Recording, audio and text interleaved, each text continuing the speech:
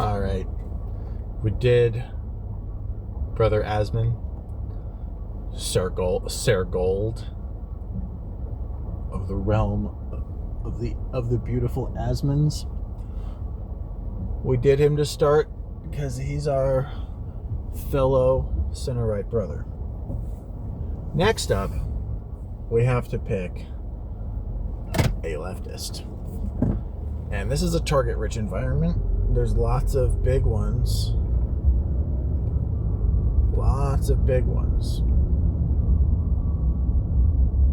And what do you do about that? How do you pick? 1257 was my ETA.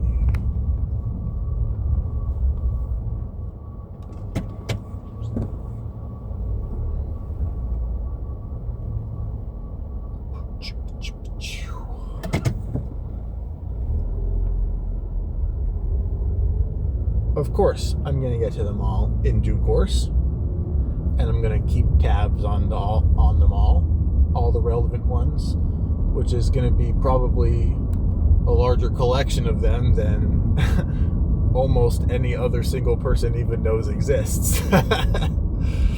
Let's see here. Who to start with? Like, do I start with Hassan or do I start with Steven?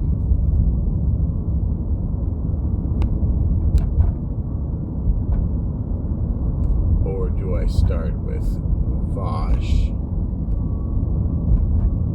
Or do I start with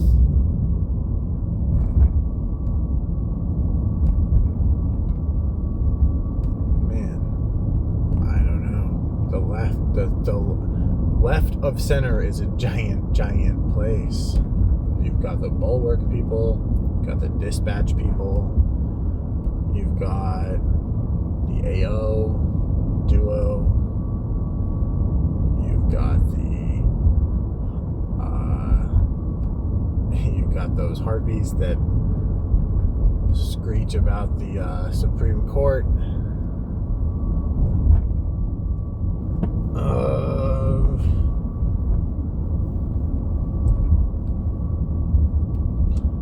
What I'm excited for is choosing between Sitch and Adam or P.F. Young for my centrist. But what I'm not excited for is making this decision about which leftist to start with. But I guess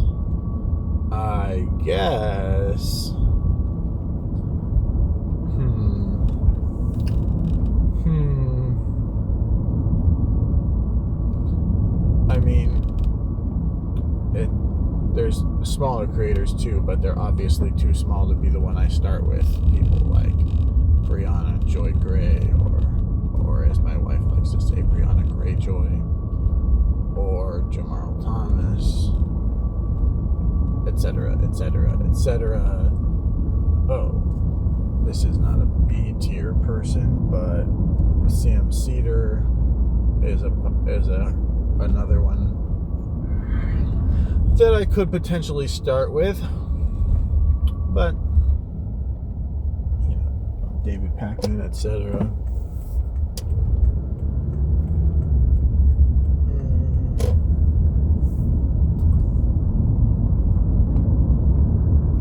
I feel like Steven is probably the biggest one.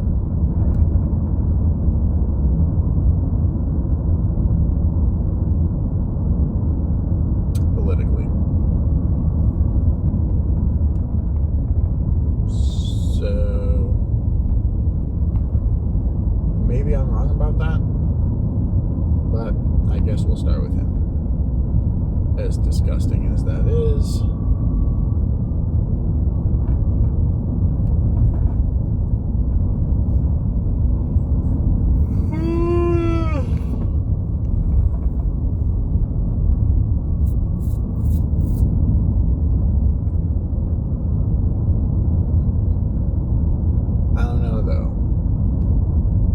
There's a genuine question about whether or not he's far enough left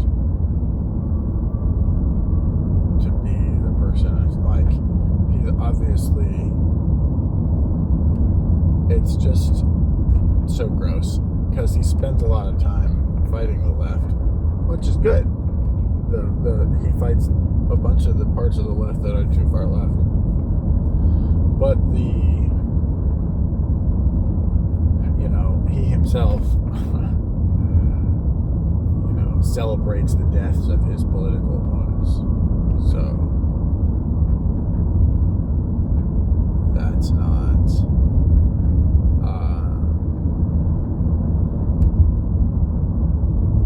that obviously makes you too far left.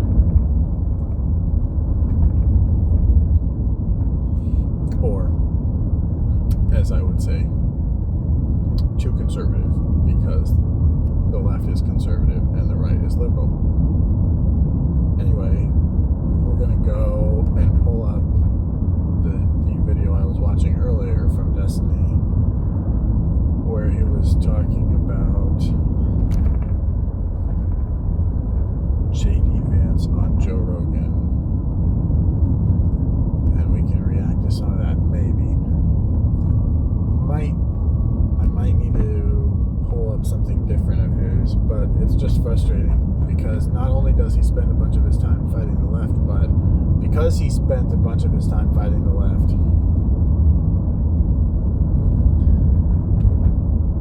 he's not like constantly out there making incorrect leftist arguments. And even when he does do it, it's usually in the form of like basically a throwaway line or muttering it under his breath, essentially, because it's not his focus. But at the moment. But I guess the same principle applies as with Asmongold, in that Stephen is, I think, the biggest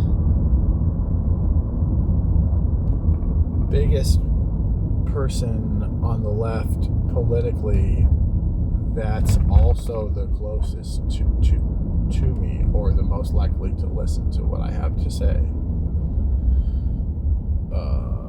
The intersection of being the biggest and the most likely to listen to me. Obviously, with more emphasis on being big. So, having said that, let's give him a listen until we hear something that is identifiably not true. Oh, and by the way, God damn it. Now this is not going to be in the Asmongold video unless I edit it into it. But which I probably won't do. Probably won't do. But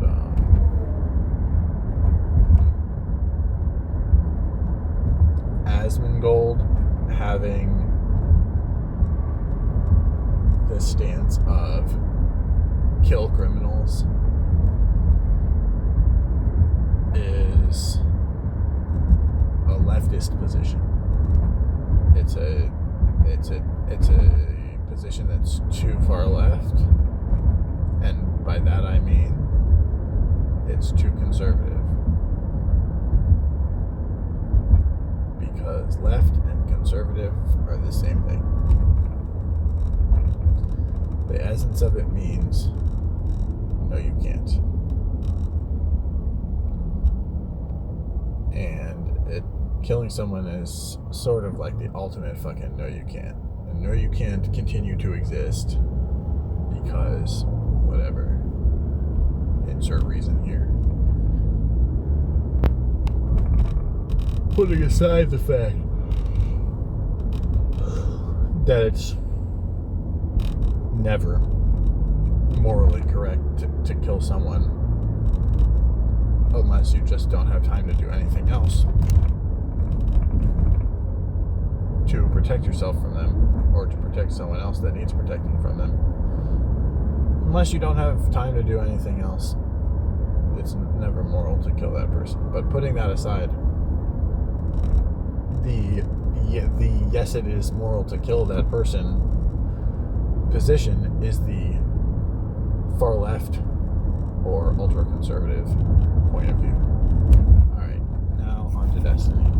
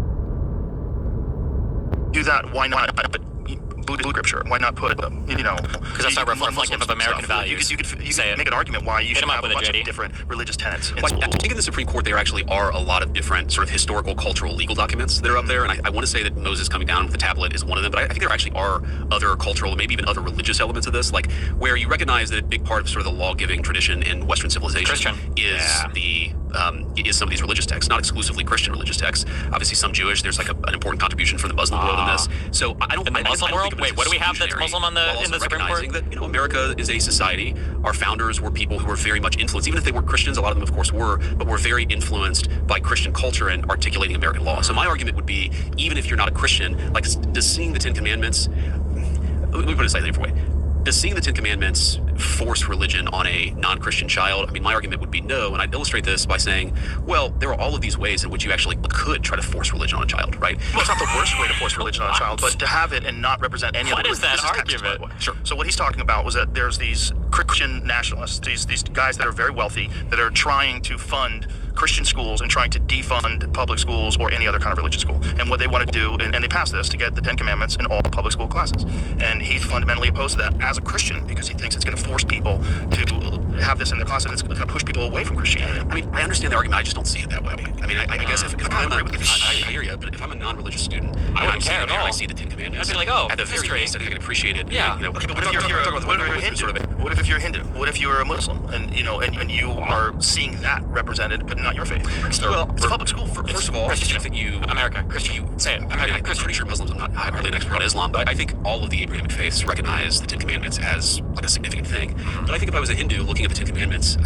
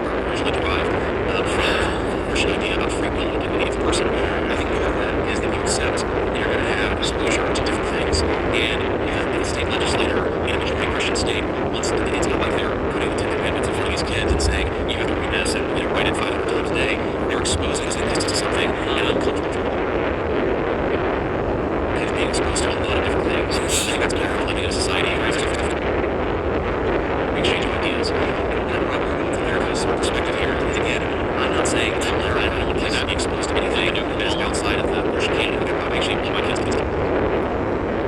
but we just gloss over it. Because it also says don't kill, LOL, don't maniac, CSGO. Because it's mandated. If you have a classroom and the teacher is Christian and the teacher wants to have it in their classroom, maybe that's one thing. But if you're mandated that you're going to have the Ten Commandments in classrooms, you have to, because now you're pushing Christianity on kids. And this is Taliego's position. And as a Christian, he's saying, I think this is going to push children away from Christianity. So again, I understand what you're saying. I think that part of living in a society where you have different people and different perspectives, but you do have, Christianity is the majority religion of the United States. There's the religion, there we go, history, very influential. There we go, finally. You can drop all the other bullshit arguments to say what you want to say. It was originally derived from the Christian idea of free will and the dignity of the person. I think part of that is that you accept you're going to have exposure to different things, and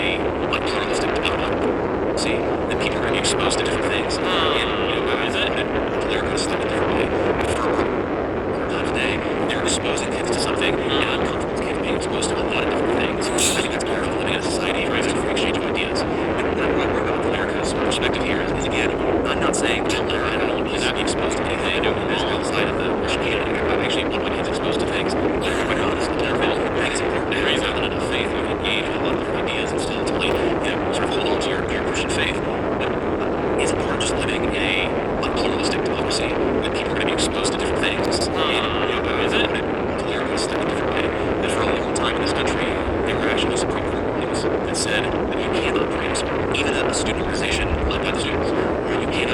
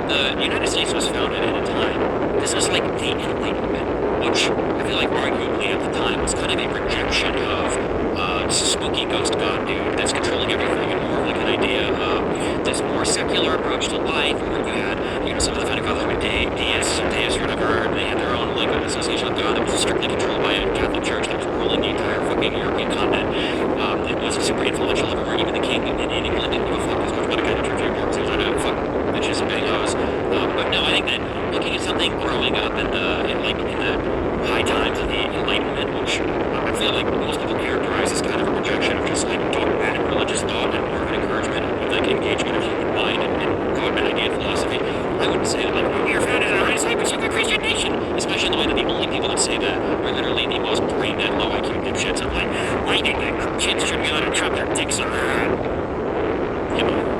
Churches and synagogues and wherever, like, if you want, in the community, if you want to grow religion, promote it.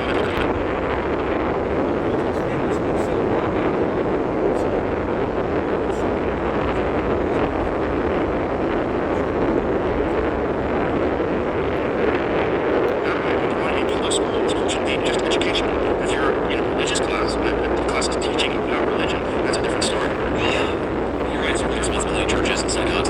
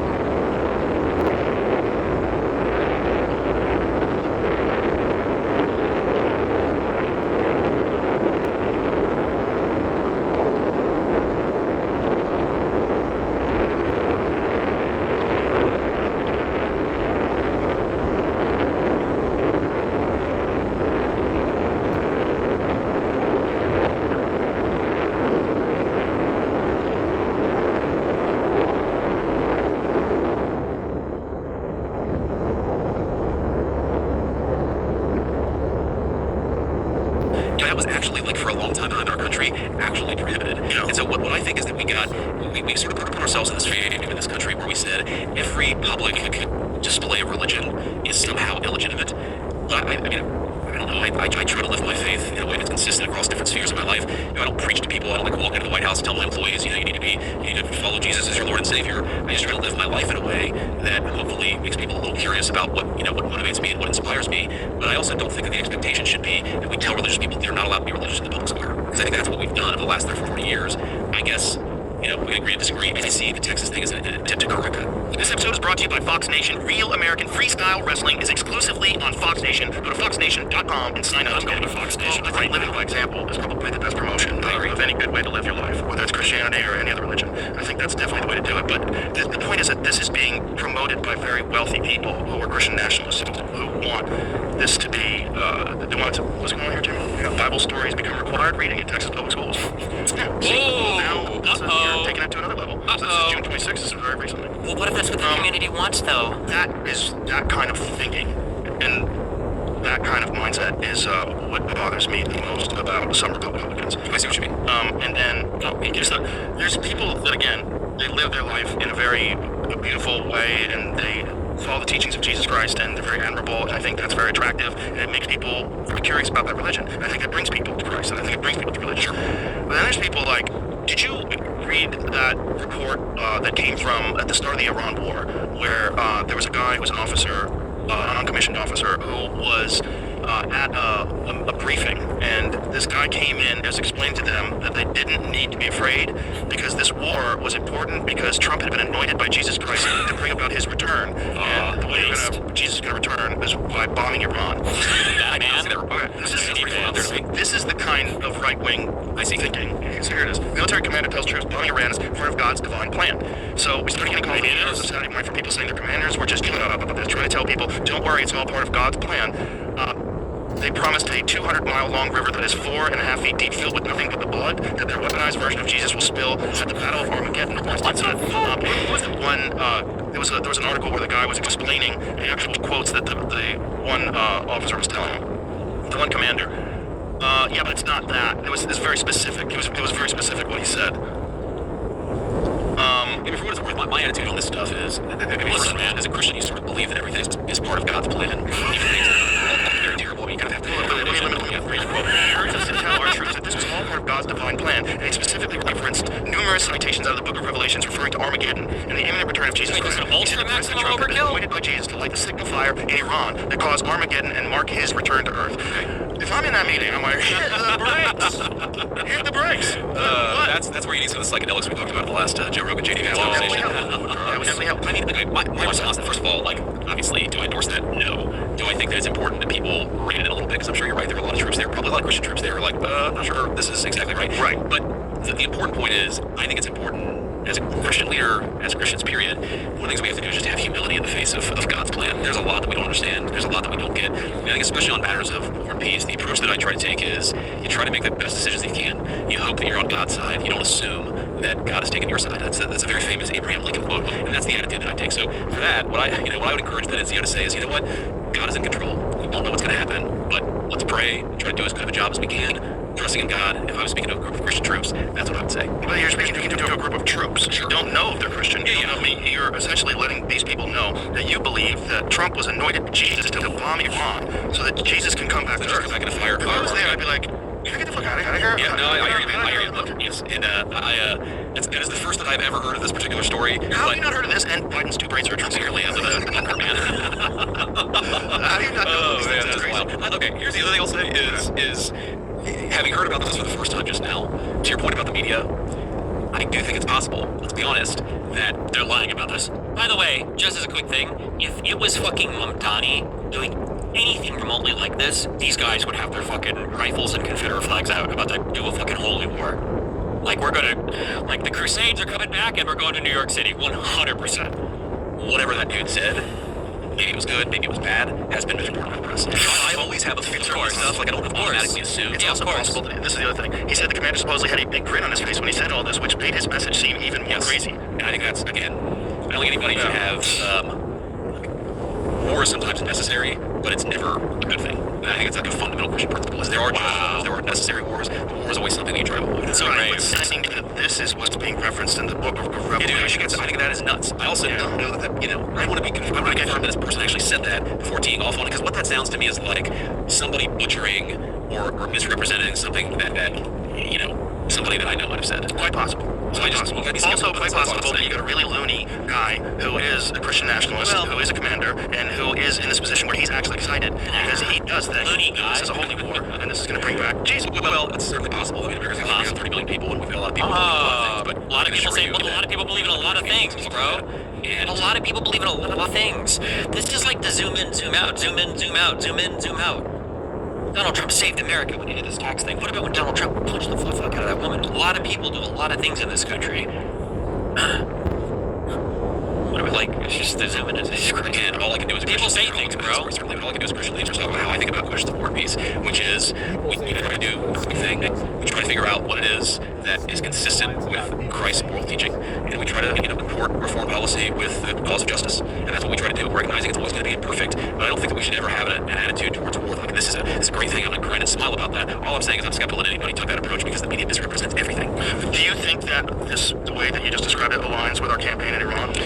Well, I think that the goal is certainly good, which is to prevent Iran from getting a nuclear weapon.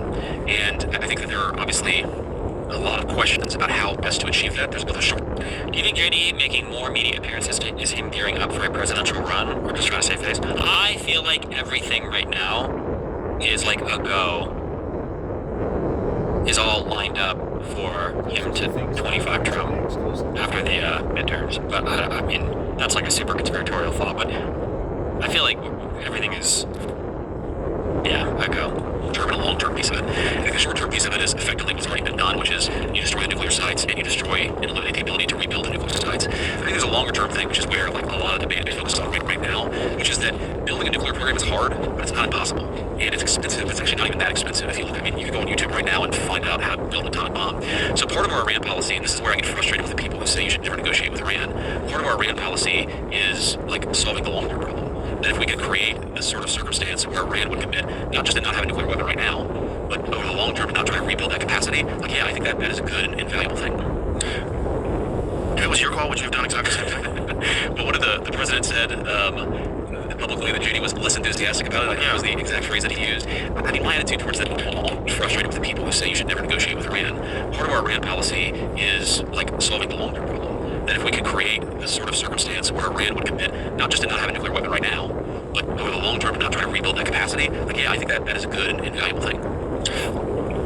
If it was your call, would you have done exactly the same thing? But what did the president said publicly that JD was less enthusiastic about it? I think that was the exact phrase that he used. I mean, my attitude towards this, man, is the vice president. I'm not a public commentator. Like, my job is to give the best advice I can to the President of the United States. I think he's said a little bit about what that advice was. But once the president makes a decision, so long as I think that it's illegal and ethical and all that stuff, I certainly think whether you agree or disagree with it, what we've done has been illegal. So if Joe Rogan wasn't an actual Neanderthal, wasn't an actual fucking retarded piece of shit, one of the biggest reasons why I don't like to watch fighting sports is because I cannot think of how to explain how absolutely mind-fucked Joe Rogan is, other than the fact that there must be some kind of way to transmit CTE through the screen or while watching events live. Is the reason why I avoid all this shit, because you cannot explain how fucking retarded this guy is. This is an insanely huge statement. And if you were a journalist, you would... That thing where you make up something that doesn't even make sense, and insult someone, or try to make a joke at their expense. Super gross. First of all, you shouldn't need to make something up, and even if you do make something up, it should make a lot of sense. If it doesn't, you said it too fast. Don't say shit like that. That's fucking gross. Absolutely interrogate the fuck out of that. Excuse me, it sounds to me like you're saying that you've given Trump completely contrary advice with regards to his approach on Iran. You're even citing Trump making public statements that you're not thrilled about his approach to Iran. But you're saying that at the end of the day, you just kind of like fall in line and support whatever happens. So Trump, who is apparently on death's door, and by death's door I mean the door to his doctor's office where he's getting his 27th MRI, then bragging about remembering that an elephant was the third animal in line in a row of things he's been given to memorize. His brain is still functioning. You could be the guy that steps up If something happens to him, are we gonna get a Trump is on death's door. That's cute. Did you know that Joe Biden is still alive? 180 on all of our foreign policy then? Are we going to get a 180 on everything else? Like, all you're doing is advising the president. He's not listening? Like, what? Are you even an advisor? Are you the vice president? What about, like, any other people, like the intelligence community or anything else? Also, Tulsi Gabbard said he was ignoring. This is just, he's creating so much space here. He's creating so much space here between himself and Trump. It bothers me that he's allowed to get away with this. United States. I think he's said a little bit about what that advice was. But once the president makes a decision, so long as I think that it's legal and ethical and all that stuff, and I certainly think whether you agree or disagree with what we've done is legal and illegal, my attitude towards it is to try to make it as successful as possible. And I've got friends, of course, I think, you've expressed some skepticism of this. I've got a lot of friends, both in private and public, who express skepticism of this, who say, well, this is terrible, we disagree with the decision, et cetera, et cetera. I'm not a public commentator. My approach to this is not... Like, you understand how crazy that is, right?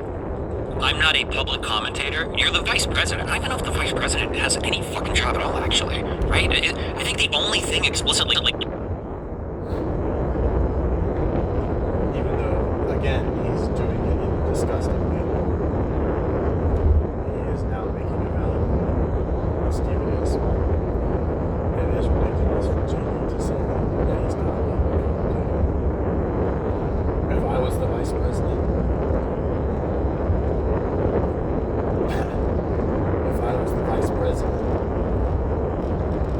public commentating would be the heart and soul of the job. And I think basically it already is. I'm sure there are actual functions of the job, but everyone says it's a do-nothing job. The fact is, you share the bully pulpit with the president. So you have a responsibility to use that or not just a commentator, one of the biggest and most critical possible public commentators. And frankly, if you don't feel comfortable being a public commentator as the Vice President of the United States of America, not super qualified to be the Vice President of the United States of America.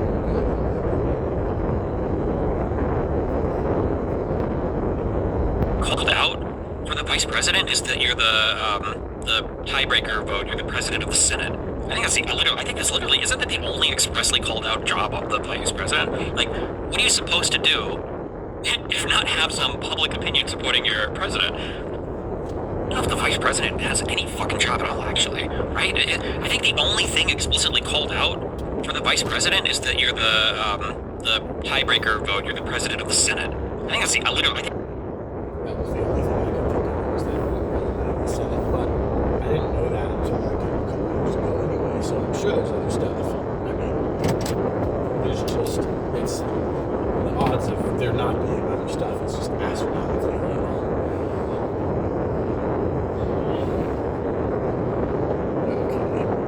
Maybe I'll make another part to this. Maybe I won't. We'll see.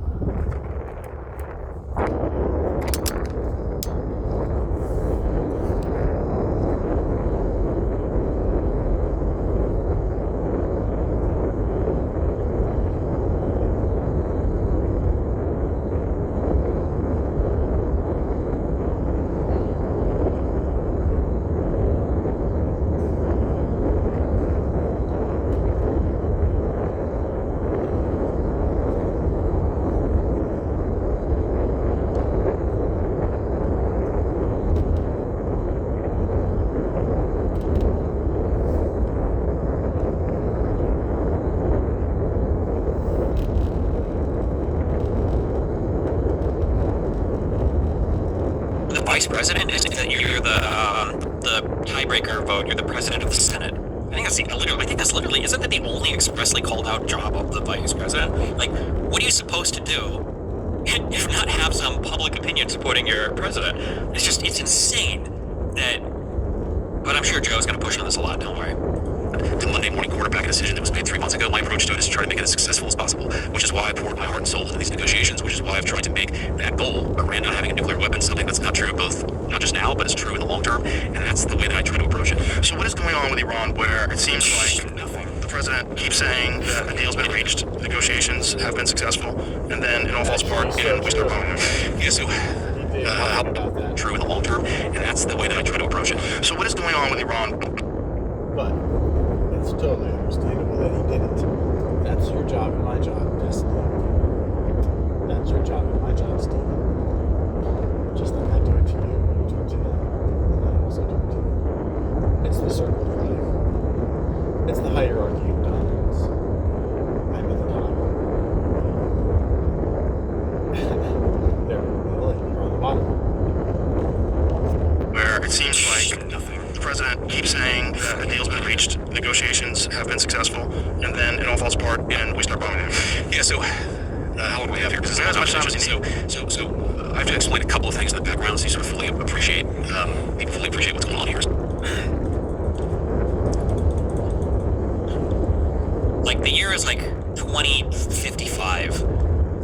Students are in class, and it's like, today we're learning about the second Iran war in the year 2026. And the student's like, oh, cool. And it's like, okay, well, where are the statements from the administration that go over, like, you know, how the war is going and why the negotiations are working, not working? It's like, why are we watching this? And it's like, well, this was a guy who did podcasts. And so the vice president is on his podcast because this is where the American people have to go to get any kind of, like, long-form actual discussion related to the war. And then the guy who's talking to him is a massive dick suck for the actual president of the United States, but, you know. Just number one, it's a bit of a simplification, but you have two elements within the Iranian system. You have, and you sometimes hear hawkish Americans say this, that they're all crazy people. They want to bring about, you know, the 12th Imam and the apocalypse and all that stuff. And there are people in Iran who believe that. They're also pragmatists. You've got the crazy people, you've got the pragmatists, okay? So when we struck this MOU, and really what the MOU says, and it was misrepresented more than almost anything that I've ever worked on in public life, what it says is, Iran is going to open the Strait of Hormuz, the violence is going to stop, and then we're going to negotiate to see if we can come to a broader deal on the long-term nuclear issue. That's what we wanted, and what the Iranians wanted, of course, was long-term economic and sanctions relief. Now, here's... This is a, I don't know, I just don't know. Well, no, Vance is not stupid. He's just not. God, fuck, I hate my life right now. JD Vance is not an idiot. There's like, what is Flentis? I'm so curious what his commentary is. I feel like he's the only other person who's like honest in the space, at least about what his goals and everything are. There's like so much political maneuvering in this section here. I'm curious what else he's going to say, right? So, Trump is the one who always says, they're crazy, these guys, 47 dicks in their mouths, they can't fucking do anything, they're fucking crazy, they're lunatics. Even Rubio, I think to some extent, has commented that these guys are crazy. And Vance comes in, they're not really that crazy. And our MOU is reasonable, and they've got pragmatists over there. We're pragmatic over here. We're just asking for a couple simple things, right? So what's the problem? Now, he's not calling out Trump directly. So is it Rubio that fucked this up completely? He definitely didn't support Trump here. Is it Rubio and Trump?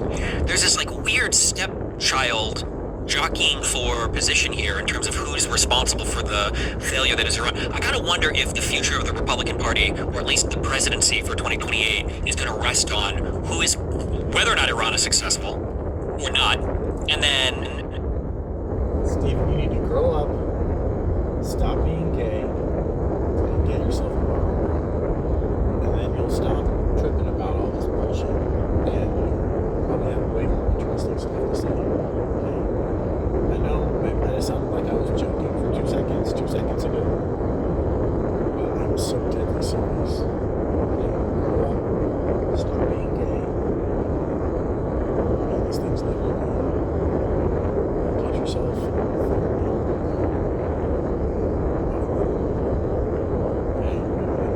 Shit. Nobody can.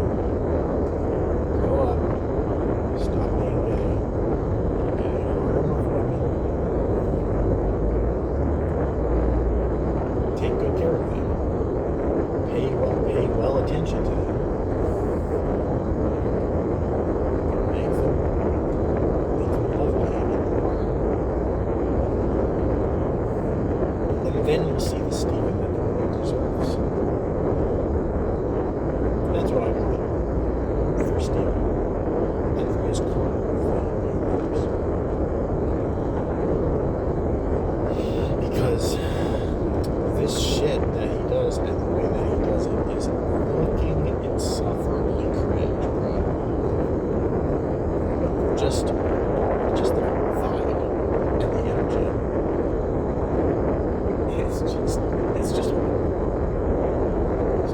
take my advice, please do.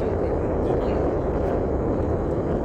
The result of it being successful, who gets credit for that? Whether it's going to be Vance or Rubio. So here's the problem with where we are right now.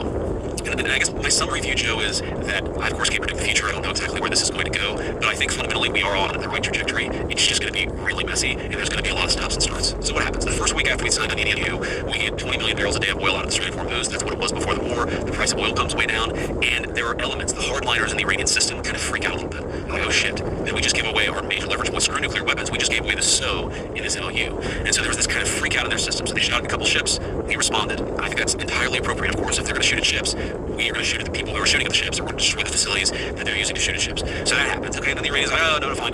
You're right. We shouldn't have been shooting at ships. So they come back to the table. And there's a few more days of negotiation. And then the phase that they're in right now is the hardliners have really, really reacted strongly to all the oil that's coming out of the Strait of Hormuz. And they basically said, we're going to try to shut this thing down. We're scared about losing our leverage. Now, the pragmatists in their system are saying this was a mistake. Let's keep on talking. And again, do I know how this is ultimately going to shake out? Of course I don't. But what we're doing is a delicate diplomatic dance where we're using economic leverage points, we're using carrots and sticks, we're trying to talk to the pragmatists, and then of course when they come back to violence, we're responding to it. And all those things are happening simultaneously to get us on a better trajectory. Now, that said, yes, right now they're shooting right now. Last night they shot at some ships. But with all that said, is their nuclear program still destroyed? Yes. Are the straits not necessarily fully pre-war traffic, but are we getting enough oil and gas out of the Strait of Hormuz? I also hate that, like, he doesn't have to maneuver around all the Trump shit. He is, like, a trillion times more intelligent than Trump is, right? Like, I don't, can Americans, it's funny because most MAGA people probably won't even support him as much as they do Trump, but, like, he is a billion times more, like, he sounds like at least he knows the fuck he's talking about. And even in the lies that he's telling, he has to craft these lies in a certain way where he's being sensitive to political issues, the realities that exist, and then the rhetoric he's trying to sell, basically, on the show. You're right, LeMayo. You called it. Go to 3 minutes. GDV.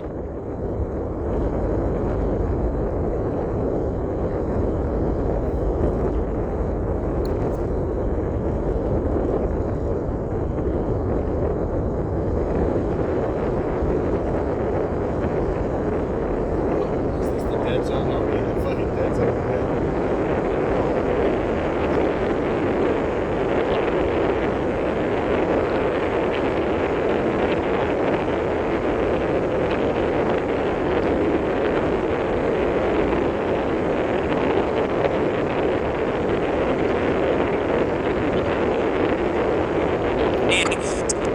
Well, maybe he will not be able to say that he prevented the war, but he will be able to take credit for ending it.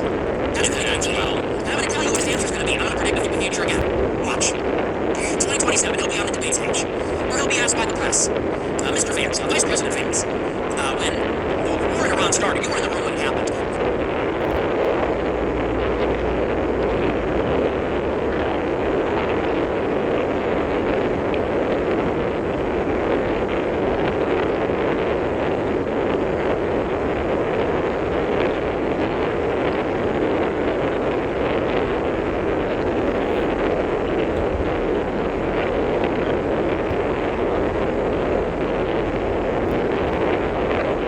Why are you not able to prevent the war, and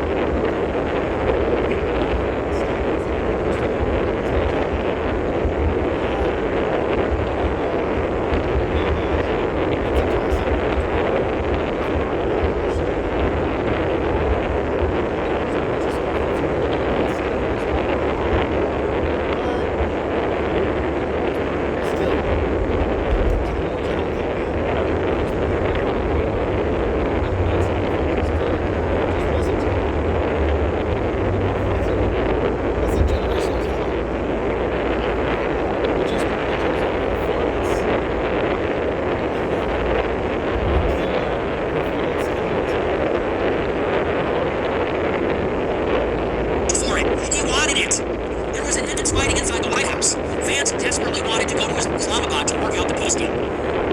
And other elements in the White House, they didn't like him. They went to the press and said no. And President Trump and Steve Witkoff really in the process, not J.D. Vance. But Vance went. And then when the MOU came out, it was Vance that went to Islamabad. It was Vance that went to Switzerland for the first round of negotiations. It was Vance that went on the morning shows 4 weeks ago to defend the deal. He went on all the morning shows 4 weeks ago, almost to the day, to defend the plan and say, we're going to give the Iranians an opportunity, and this might be turning over a new leaf. It's a new era in U.S.-Iran relations. And he wanted to be the face of the peace deal, not the face of the war, so that he would have an excuse for all of the problems he's going to cause. And so now that the MOU has utterly collapsed, now he is going to catch the blame. Not only for the war's beginning, but also the war's inception. People are going to say you didn't prevent the war, and by the way, you also failed to end the war too. You couldn't stop Trump from getting us into the Iran war, and then you tried to put your face all over the peace deal. You couldn't get the deal either. So what good are you? And the number one beneficiary is going to be Marco Rubio. If you've been paying attention, for whatever reason, Marco Rubio has not been blamed for any of this. Rubio is the Secretary of State. But Americans don't even realize, like, why is the vice president trying to negotiate a peace deal? Why is the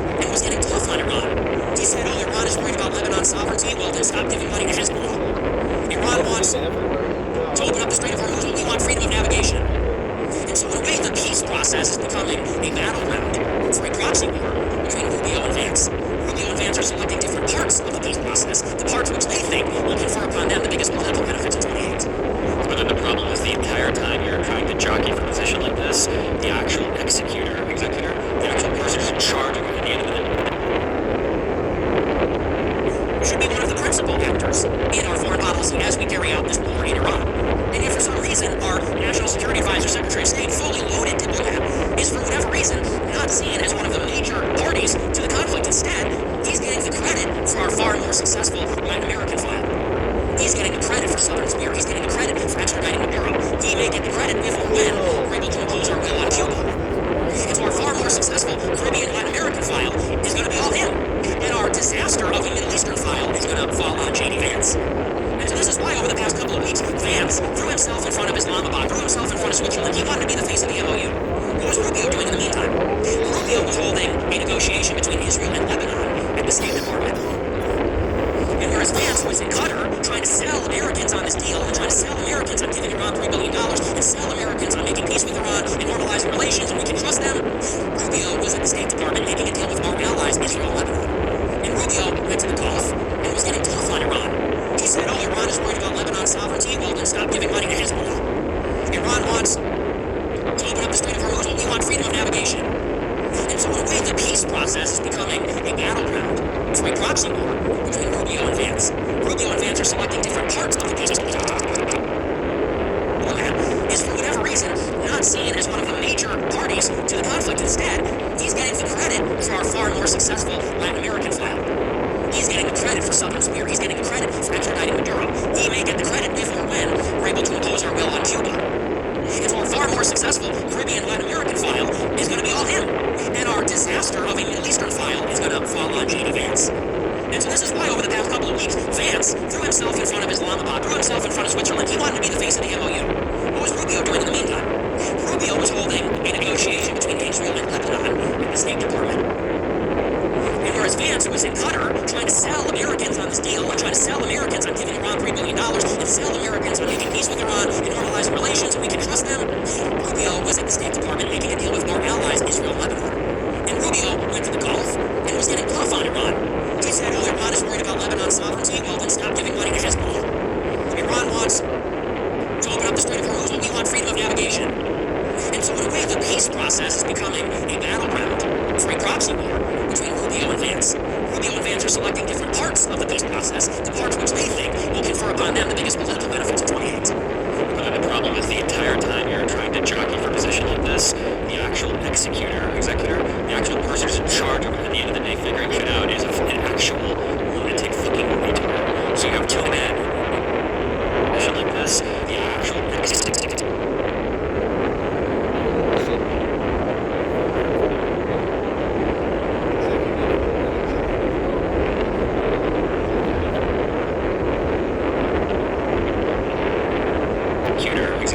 the actual person who's in charge of it at the end of the day figuring shit out is an actual lunatic fucking retard. So you have two men who have much better minds for politics, much more intelligent in general, Rubio and Vance, both easily outclassed Donald Trump, but he's the leader at the end of the day. We're both trying to figure out behind him. I guess I don't know, it's like who are the people that we might rubber around here to give it to him. He's so wacky.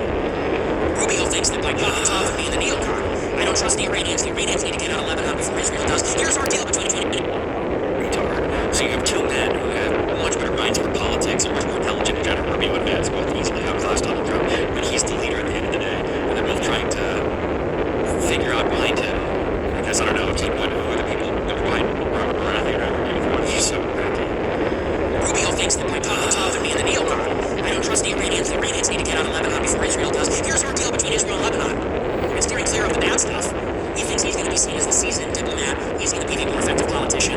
And Vance knows he's getting blamed for all this. If his lane, running for president, is winning over the people that don't like the war and the Tucker Carlson lane, he knows he can't hold that lane while being blamed for the war. He's going to try to take credit for solving it and revolutionizing the relations between the U.S. and Iran with some kind of peace deal. And that's why the two are, in a way, sabotaging each other and fighting each other as the diplomatic process works out. To prevent a nuclear crisis? Yes. And all of these things are happening in the context of the broader negotiation over the nuclear program.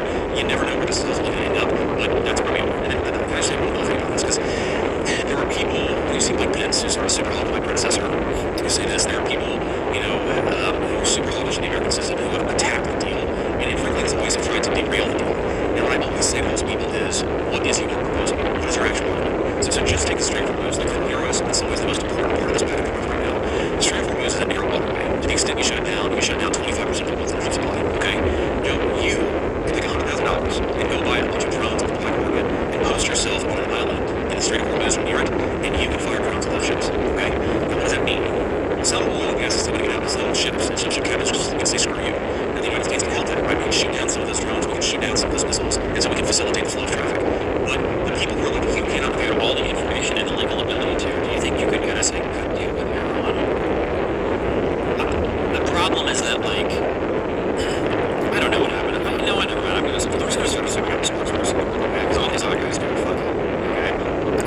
if you wanted to figure this out, you would have to pull in your smartest people.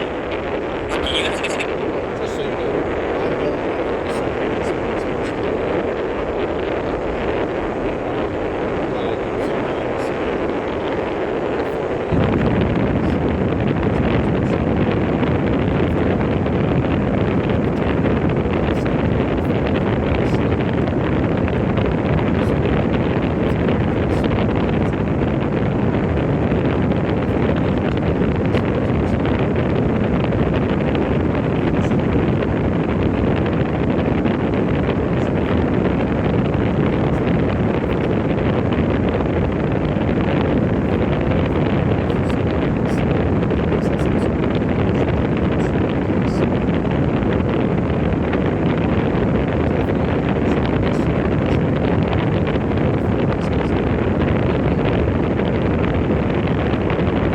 Statement to the world or to the police, we would say, hey, I'm going to solve the Middle Eastern shit. And when I say that, what I mean is like I'm gonna figure some shit out that's going to set the U.S. trajectory in that region for the next 2 decades. Okay, like Israel, you can send a team. Iran, you can send a team.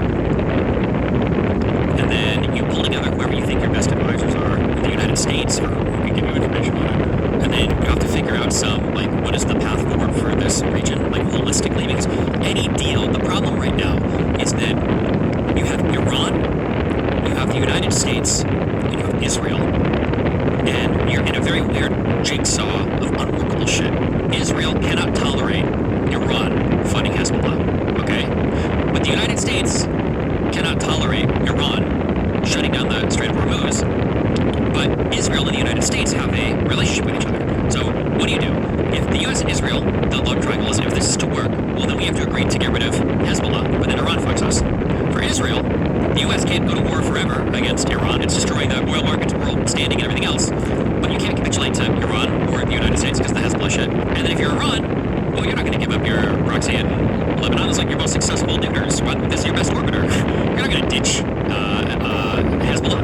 And you've got all the leverage right now, technically, with the Strait of Hormuz, and the United States has shown the whole world that the U.S. can't do anything to prevent that. So you're in this unworkable jigsaw fuck. So whatever deal you make, I don't know if there's a shortcut out of this geopolitical clusterfuck, because you've shown how weak you are in this position now. So now, what do you do? So whatever deal you make, I think it has to have some kind. It's not going to be like a pussy ass like ceasefire or whatever the fuck. Like it's going to have to be like we're looking at the region as a whole, and we're trying to make a decision on how we want all of us to look in the future. Because whatever deal we're talking about crafting is going to be something that is mindful of everybody. Because I don't know if there's like a short-term way out of it. That would be my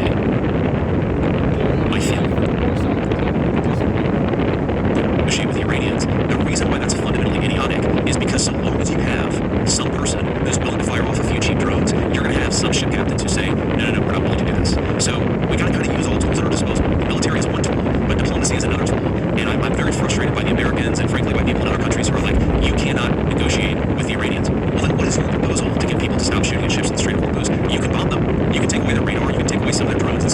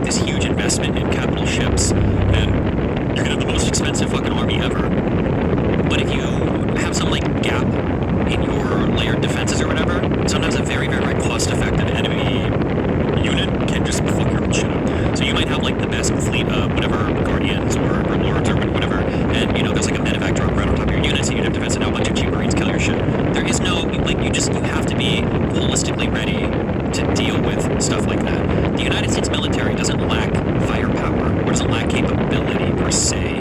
What it lacks is the experience and then the preparation, I think, to engage in the style of warfare that Iran is able to engage in when it comes to shutting down that Strait of Hormuz. Because it's so cost-effectively easy. It's so cost-effectively easy to just fuck that shit up. It's like having the, do you remember when,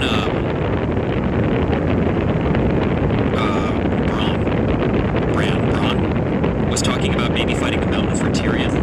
I think he's probably like if you do power level things, you'd say he's probably a better fighter, I think, holistically.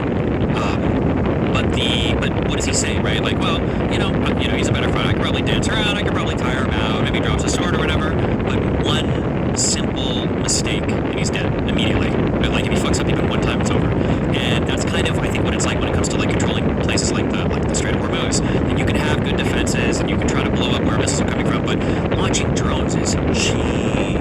You probably might. I'm pulling numbers out of my ass so much, but like 1 day of deployment for U.S. troops there is probably like the same cost as like 500 drones. And you only need like a couple of these to slip through and destroy a tanker or something such that like nobody wants to move. Like, fuck, it's not worth it. These ships are insanely expensive. And the insurance is high, the actual loss is high. If you lose any of these, it's like everything is fucked. Nobody can function in that type of environment where there is a lack of certainty about safe passage. Even if you could get across safely 90% of the time, nobody will make the run. It's just too much. Trying to accomplish. None of them can identify what it is they're trying to accomplish. And I read two things between the lines. And I think some of them want us to accomplish a complete change in the government of Iran, to topple the clerics and replace those clerics with somebody who's much friendlier. But like, look, what is our experience with doing that? It's not good. It's not good, right? And so, like, if the Iranian people want to rise up and change their government, that's up to them. But we're not going to send 150,000 ground troops in an order to accomplish a change in a regime unless the people on the ground themselves. It's just so, I'm so curious how intentional this is. In that, like, because Joe Rogan is retarded, or how coordinated this is. Like, Joe Rogan is just the perfect person for J.D. Vance to launder these opinions through, because Joe Rogan's too retarded to understand, like, how crazy what Vance is saying, because Vance is basically throwing Trump's entire war effort under the bus here. Like, regime change is stupid. This entire war was a regime change war. You killed, like, all the top fucking leadership at the outset of this, and now you have the vice president who's supposed to be in charge of negotiating everything, or is one of the people in charge of negotiating everything. He's like, yeah, that's a really dumb idea. We should never try to do a full regime change war. And it's like, interesting. Whose idea was it then, right? Or maybe it was Trump's. Like, he's just created so much distance. But fucking Joe Rogan is smart. Want to accomplish that outcome. Now, we're not going to send the troops in regardless, but like to propose sending in the troops, you're basically saying that the U.S. military should do the job for the Iranian people. We're not in that business. We're just not. And I think a second outcome that people are, whether they're aware of it or not, is what I call the Libya outcome. So if you look at the end result of our Libyan policy after Gaddafi was killed by the Obama administration, again, a very stupid decision. What happened? Libya basically turned into a failed state. You had a refugee crisis, you had people pouring into Europe, pouring into other parts of Asia, other parts of Africa. You had a lot of violence, a lot of terrorism come from that. I do think that there are people who would like that to be the outcome in Iran. But then I say, again, what is in our interest? How is it in the United States' interest to have 94 million desperate people flooding into Europe, flooding into the United States, to have, sort of the terrorist infrastructure that can get established? We fan terrorists all over the world. We've run this experiment before. And so our policy right now, what we're trying to accomplish is get the straits open, ensure the free flow of oil and gas. Obviously, we want to keep the Iranians from having a nuclear weapons program, and using the tools of diplomacy and military power to accomplish that. And Libya failing and the collapse of Libya is a lot of what's fueled the migrant crisis in Europe as well, correct? Exactly. That's another failed state that was created by bad Middle Eastern policy. So there is a precedent for the United States doing this. Every time that it's happened, it's caused a refugee crisis, it's caused a spike in terrorism, and it's also, not incidentally to the moral considerations, it's led to a lot of innocent civilian deaths. Now, what was the talk about? I think the number was like $300 billion in concessions to Iran to rebuild.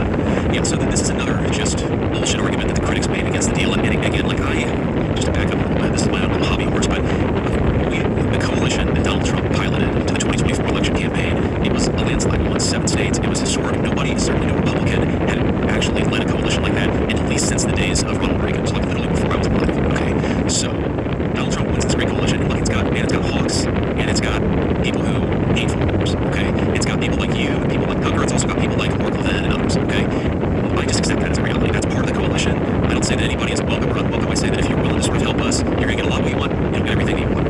What has really annoyed me about the hawkish side of this thing is they attack any effort to negotiate. They attack the president. They attack me personally. Donald Trump is betraying me. Wait a second.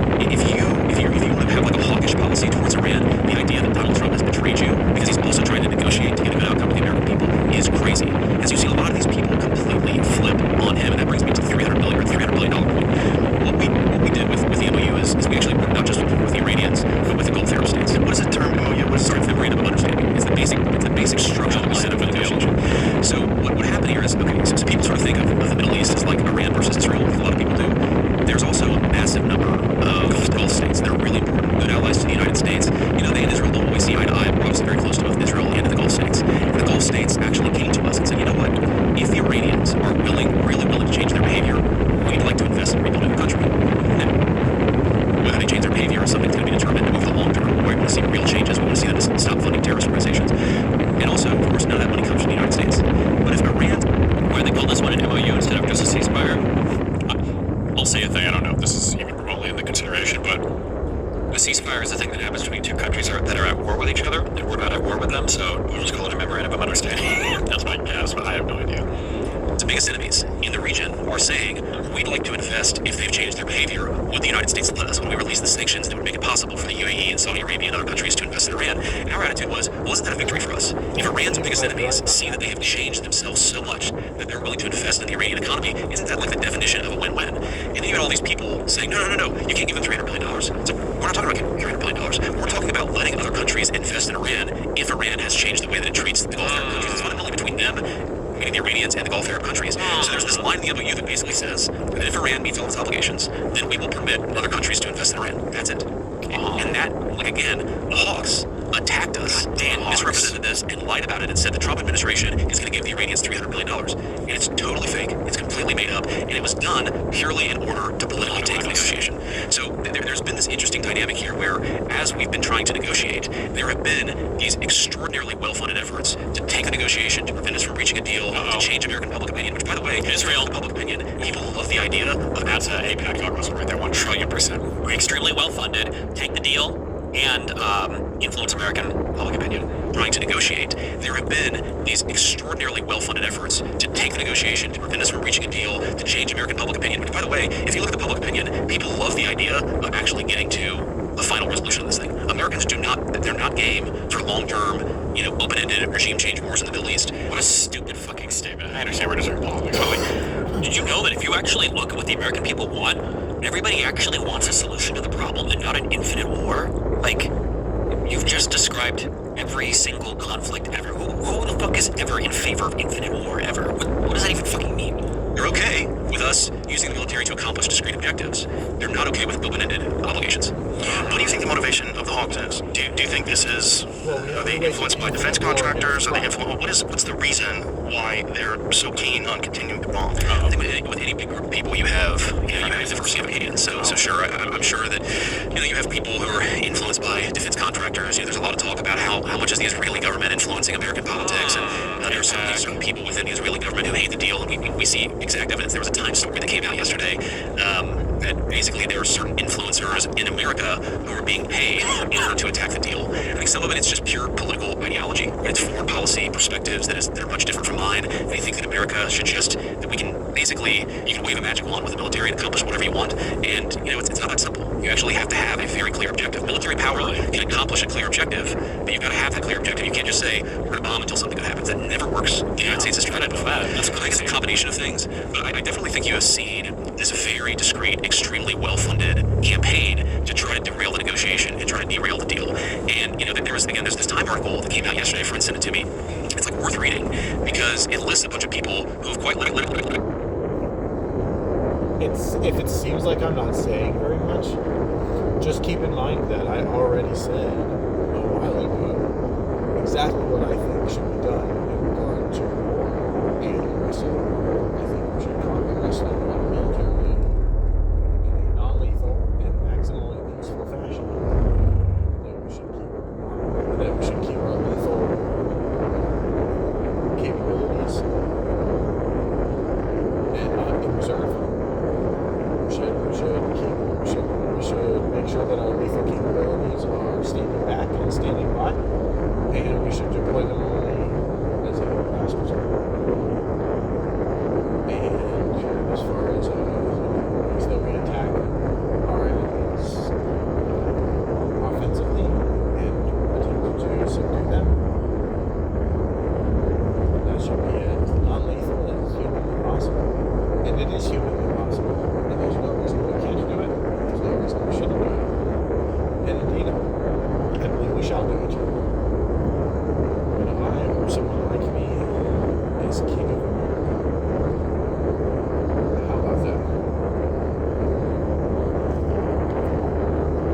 been paid by a former Trump campaign person who was himself paid by certain elements within the Israeli government. And those people are attacking me viciously for quite literally trying to accomplish the negotiation. That was an interesting line of connections there that he was sure to talk about there, formerly connected to Donald Trump's campaign and paid to try to derail the negotiation and try to never works. The United States has tried that before. So I think it's a combination of things, but I definitely think you have seen this very discreet, extremely well-funded campaign to try to derail the negotiation and try to derail the deal. And there's this Time article that came out yesterday. A friend sent it to me.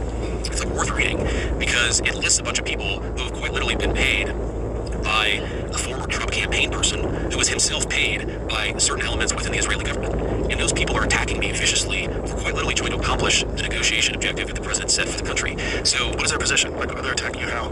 it's social media posts, they're leaking reporters, they're attacking me obsessively, saying that we should not be negotiating with Iran, we should just keep the military campaign going indefinitely, and that is their explicit position. And coming after me saying that, people have come after me and said I'm influenced by Qatar, that I'm influenced by foreign governments, Just to be clear, just in case anyone's wondering or doesn't understand my position fully, just because I think we should conquer the world and peacefully, but just because I believe we should go out and militarily conquer the world doesn't mean I think that at any point in time we should not be negotiating with anyone. Okay? I think everyone has a responsibility to negotiate with everyone else at some level, to some degree, within reason, but you do have that responsibility. After all, when negotiations break down and fighting resumes, or indeed, if negotiations break down right away and fighting never ceases, when the winning side in the fight gets to a critical stage of victory over the other side, there will come a time when it is very likely that the losing side will wish to negotiate rather than be exterminated. And of course, it's completely immoral to exterminate the losing side. So that's when I say all of this just to make the point that it's absolutely critical to always be open to negotiations. And of course, it's incumbent upon you to parse the difference between good and bad faith negotiations, and you have no responsibility to assume that it's good faith if there's too high of a risk that it's bad faith. But you do have a responsibility to assume that it's good faith if you don't have sufficient reason to believe that it's bad faith. So it's a very nuanced thing, and it's not easy, but it is important. I take my marching orders from Tucker Carlson, and there's just so much bullshit out there. What I'm actually trying to do is accomplish what the President of the United States told me to accomplish, which is a settlement of this that accomplishes our objectives. Iran doesn't have a nuclear weapon, we have the free flow of oil and gas. And like, I should be clear, I don't actually mind. I don't mind that let's say certain elements of the Israeli government want to criticize the deal or have disagreements about the deal. I don't even mind an effort to try to influence, foreign governments try to influence the United States all the time. Israel does it, other countries do it. It's just sort of the nature of the beast. What bothers me is actually when Americans meaning American leadership, allows that influence to affect their judgment and to affect what they're advocating for. That's what really bothers me. People are... Jesus. That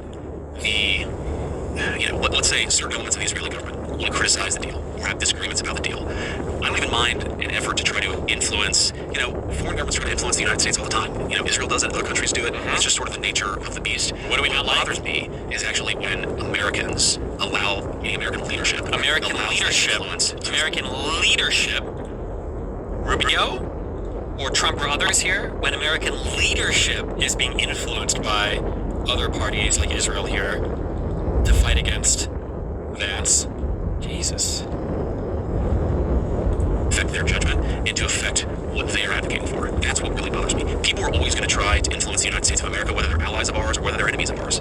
But again, when I open up the pages of Time magazine and I see that there's a literal foreign influence campaign being funded to tank the very deal that I I was pursuing, and oh, by the way, many of the people who were receiving that money were actually attacking me in completely dishonest ways, my response to that is, go to hell. I'm going to do what I have to do for the American people. I represent Americans first, and that's the way that I've tried to do this job. And Joe, the crazy thing is, I'm like, people don't realize this, I'm actually in this, there's this massive pro-Israel, anti-Israel debate in the United States of America. I'm pro-Israel. I'm like the reasonable moderate. And I think that's what so many people don't realize is, I've been accused of being an anti-Semite. I've been accused For of what reason? quite literally I've been accused of trying to, I guess, some people say that I've insulted the Jewish religion, which is insane. I have a ton of respect for the Jewish religion. If you What specifically did you say? I don't know. I've never heard a good, compelling argument for why I'm an anti-Semite, even though I've been accused of being an anti-Semite by many people. But what I say to these guys is, look at public opinion. Look at the way young Republicans versus Republicans over the age of 65 approach this issue. Like, right now, Israel is losing the public opinion battle in the United States of America. It is a simple and obvious fact. Donald Trump has said that publicly. It's a simple and obvious fact. Why do you think that is? Well, let me finish this. Okay, my attitude towards this is Israel is an ally. Like France or like the United Kingdom, we're going to have disagreements with them. We're going to have agreements with them. There are areas where we're going to have similar interests and areas where our interests are going to diverge. So my approach to this is to say, you know what? When we're partnered, great, let's work together. And we're not, let's just be honest about it. And for that, people attack me for being an anti-Semite or anti-Israel, and they don't see the writing on the wall that I'm actually just the guy advocating for a normal relationship with a normal country that's based around shared interest as opposed to based around, something else. So why is Israel losing? Why is Israel losing American public opinion? Well, the narrative is that Israel has a very disproportionate effect on American politics. Yeah, I see that narrative. I mean, I actually think that do they try to influence American politics? Yes. Like I said earlier, a lot of other countries do. I think To the extent that Israel does some are better at it than others. I think the Israelis are definitely more effective at it than most, but I wouldn't say that they're the only effective country by any means that tries to influence American politics. I just think you have to be self-aware about it. I mean, why wouldn't you? It's a country of 9 million people. We have 30 million people. And so, of course, they're going to try to persuade Americans. They're going to try to move Americans in one direction or another. I think it's just the nature of the beast. Well, it's more than that. The concern is that they're spying on American politicians, and that there's concerns about funding, there's concerns about influence, there's concerns about whether or not politicians are, whether they're aligned with Israel or whether they're aligned with the United States first. Well, there's certainly, I definitely get those concerns, but my sense is that the way that all foreign influence works in the United States. I totally understand the concerns that people have about the Jews in Israel.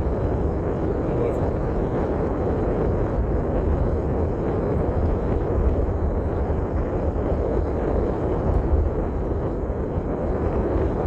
the Jews are very intelligent.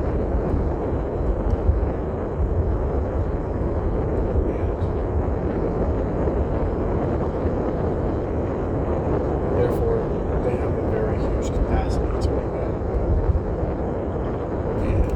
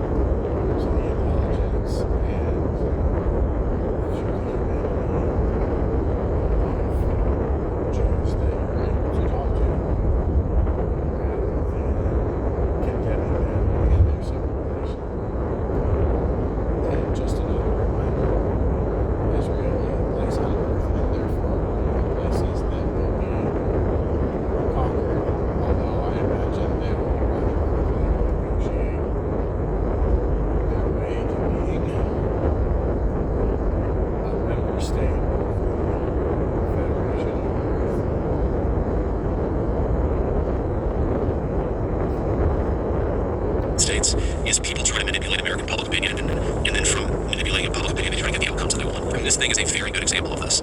So, like we know, I'm telling you beyond a reasonable doubt, we know that the negotiation strategy that the president has asked us to pursue, and again, with limitations. Like when the Iranians hit ships, the president has been willing to knock the hell out of the Iranians in response. This is not just a negotiation, it's negotiation, it's military, it's all these things. But I know with beyond a shadow of a doubt that there have been people within the Israeli government who are trying to actually shift us away from that policy because they want to continue the military campaign. And by the way, there are people within the government that I love, I have good relationships with.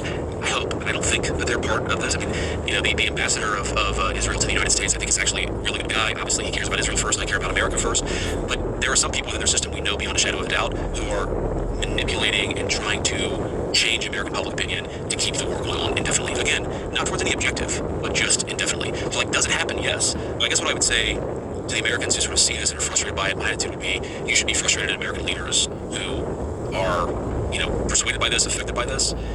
Countries are going to do what countries do. I really don't. It doesn't bother me that Qatar tries to influence the United States of America, and they do. I like a lot of Qataris, just like I like a lot of the Israelis. It doesn't bother me that Israel tries to do this. It frankly doesn't even bother me that Russia or some of these other countries do it. It's just the nature of being a political leader in 2026. What does bother me is when those operations, those influence campaigns actually affect American political judgment, because they shouldn't. Because we should be thinking, what is in the best interest of the United States of America? Do you think that Israel is affecting American political judgment?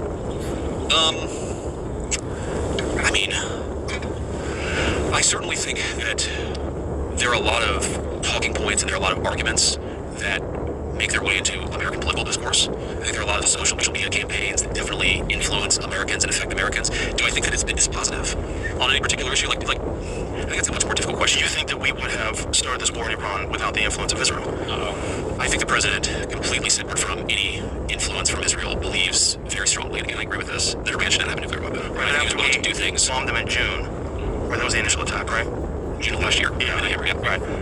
Do you think he would have continued with the most recent campaign if it wasn't for the influence of Israel? Yes, I do. Yeah. Look, I think.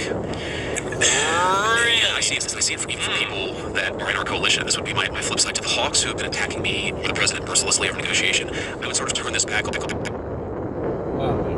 it's so disgusting. He's useless commentary what he's doing.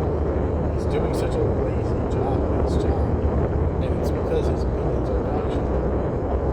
That's why he's not articulating it. That's why I have to listen to him for forever in order to hear something that he thinks, so that I can disagree with him. Ridiculous.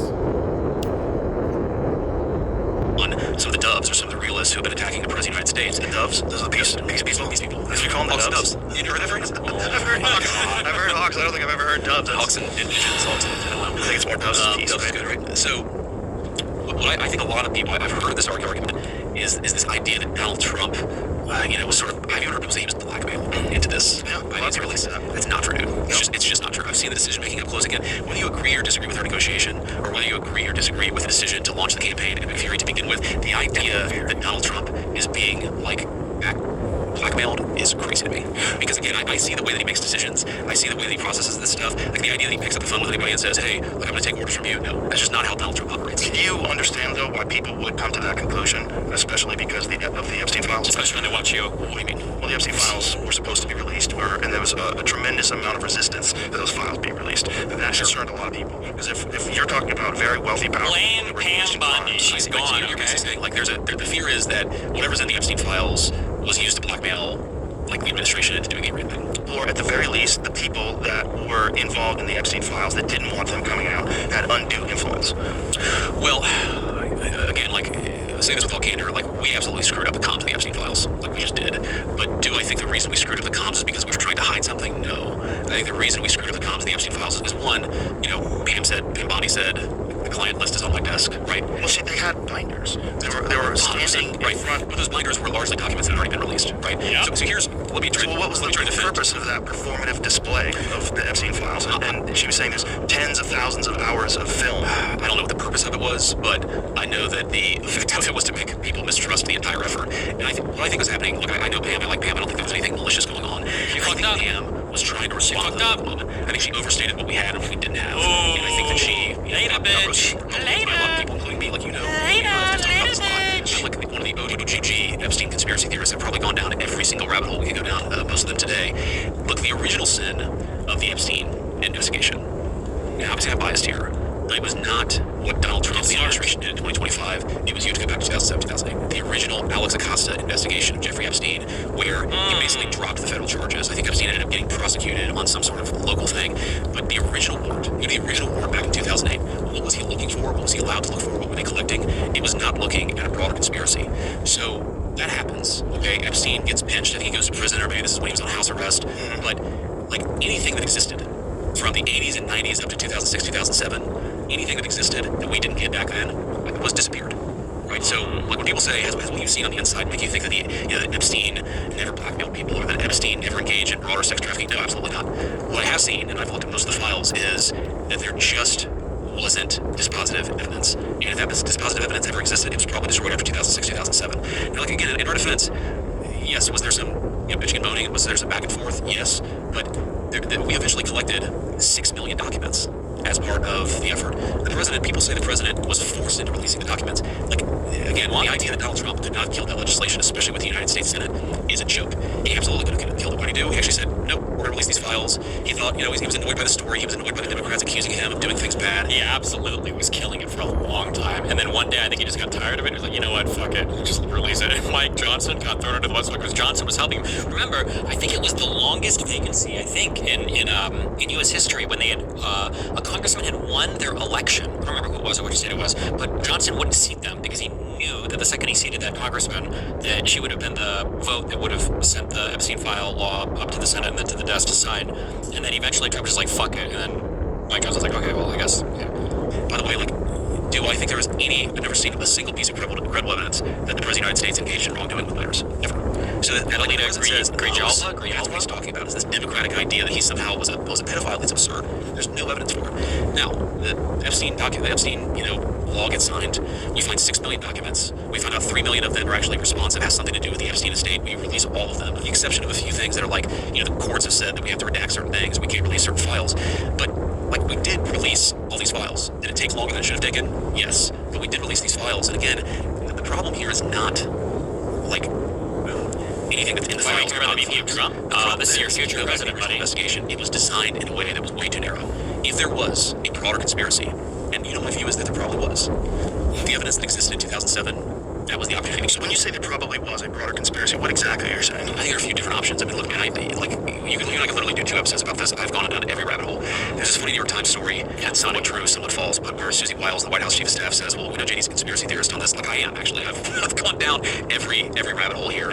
So there's the theory that whether it was American intel or foreign intel, that Epstein was sort of using, the sex ring to blackmail rich and powerful people. Hell yeah. There's that piece of it. I think there's a separate conspiracy that hasn't gotten covered as much, which is that Epstein actually, if you go back to the original Sweet guy, was Les Wexner, who Columbus, Ohio, was the wealthiest person in Ohio, maybe still is the wealthiest person in the state of Ohio. The thing that everybody in Columbus, I lived there for a time, knew about the Wexner-Epstein relationship is that Epstein was his tax guy. That Epstein was like the genius at identifying weird tax strategies that would allow you to not have to pay taxes, but if you were being a little skeptical, also said it would allow Epstein to either blackmail people or to have a separate nexus of influence and control on rich and powerful people. And so I think there's an underreported, underexplored story of, was Epstein doing a lot of tax stuff that was not on the up and up? Is that one way in which he gained blackmail? It's not opposite of the sexual blackmail story, but in some ways it's you can imagine both things being true. I also just think that there's an element of, he was a scumbag, he was a very sick person, he built relationships with a lot of other rich and powerful people who just didn't have any real moral judgment about the fact that the guy was obviously a scumbag. And again, to go back to defending Donald Trump, scumbag, by the way. These days. But look, who was the child rapist? People say Donald Trump was blackmailed by Jeffrey Epstein. Who was the guy who narked on Epstein to the Palm Beach police? That's in the Epstein files. Absolutely not Donald. He also kicked him out of Mar-a-Lago. It's obvious that Epstein was a sick man. Yes, but if you want to say we mishandled the Epstein police, guilty. We did mishandle them, especially the communications of it. What do you think should have been done? I think that we should have just dropped everything at the very beginning, and sometimes it takes a little time to review the stuff, to find the stuff, to redact things. What should we have done with it? Let me go ahead and just give literally the most universally popular position in the entirety of the United States, by the way. We should have dropped the whole thing. So we have victims and so forth, but we should have just done it as quickly as possible. But some of the stuff that was redacted, some of the names that were redacted weren't victims. So yeah, I've looked into this, and Pam fucked up. Blame my Pam. understanding of this, and I've looked at a lot of this, but not all of it, Pam. is that Blame it is Pam. sometimes hard to draw a distinction between victim and co-conspirator. And like, let me highlight this in a very sort of obvious way. Ro Khanna, who's been one of the loudest voices on the Epstein file, well, he became very loud on the Epstein files the minute Donald Trump became president. Didn't seem to care about it during the Biden administration. He actually brought one of the Epstein victims, I think it was Kayla last year, or maybe it was the year before last. Well, like that victim, I'm not accusing him of saying she wasn't a victim. I don't know anything about her particular case. She was also listed as a co-conspirator in some of these documents. Right? So there's an idea that some of the people who were engaged in the sex trafficking were also, facilitating it. So they were incentivized to get more girls. Yeah, but yes, that's right. But the idea is that it's hard to sort of, it's sometimes a little bit of a gray area between some of the people who are alleged victims were also alleged co-conspirators. And so what DOJ tried to do was kind of make that judgment specific.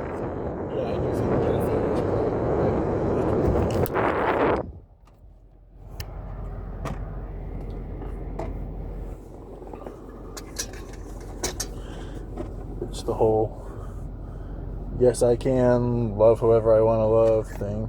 You know, the right wing liberals,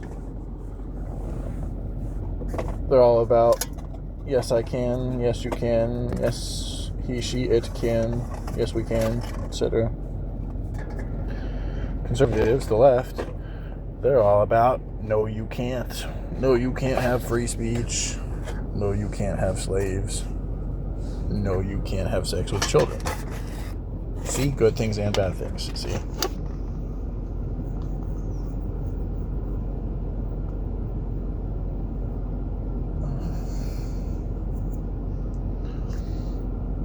Alright. I guess I could leave it there for now. Well, actually, I can't, because this stupid motherfucker still hasn't said anything. Alright, well, here we go. We'll have another part.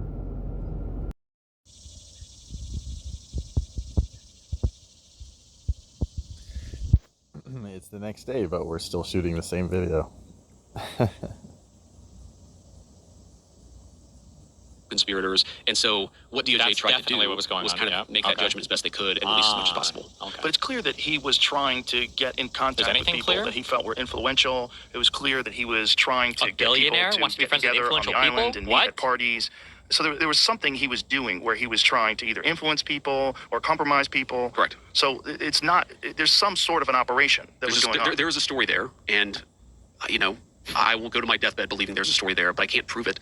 And I promise you there's not some document that at least I'm hiding that allows us to prove exactly what was going on and how. He was also trying to get scientists, and this is one of the reasons supposedly 100%. why he got that So ranch in New Mexico. So a friend of mine has this element. Sorry, I should step back. Conspiracy theories. One of the ways you discredit a conspiracy theory, I thought about this a lot, is try to hide it.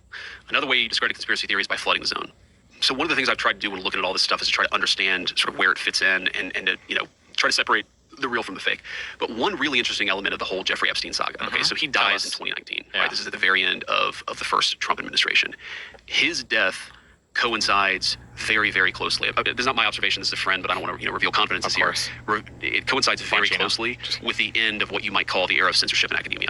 So back in 2019, 2020, we reached sort of peak academic censorship, where people wouldn't publish a medical study because it might have sort of disparate impact, racial undertones. Oh, yeah. Or people were getting fired from academia for not doing land acknowledgement, stuff like that. True. Okay? I'm not saying that stuff has completely gone away. There was but some Epstein, actually we know, wacky was funding a ton of stuff. scientists. By the way, where does money come from? He was funding a ton of scientists.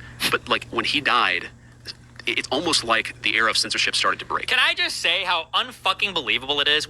There were things earlier, I don't even remember. There were things earlier that everybody here knew about that like Vance hadn't heard of. But somehow Vance is like completely fucking informed on the entirety of all the crazy, wacky fucking Epstein things. Is this just not like the perfect microcosm of American politics right now? Jesus fuck, bro. Because he was also plugged into a lot of in academia, but also he was plugged into the social media companies. Like this is a dude who knew everybody. He knew everyone. It's like every 5 or 10 minutes he stops and whines. He is literally not saying his position on an issue, and it's driving me fucking crazy. So where did his money come from? Well, from given part of it is systematic tax advice and setting up tax schemes for a lot of very, very rich people. What else? Right, but why was he motivated to influence academia and what was the Joe's purpose? digging. People didn't answer that question. I mean, I have theories. What do you think There's is of course Islam? Well, most people think he was Mossad. Yeah. Mossad or CIA or some other deep state, whether in America, Israel, or another country, or both. Mossad or CIA, right? I think that I'm trying to think if I'm missing anything.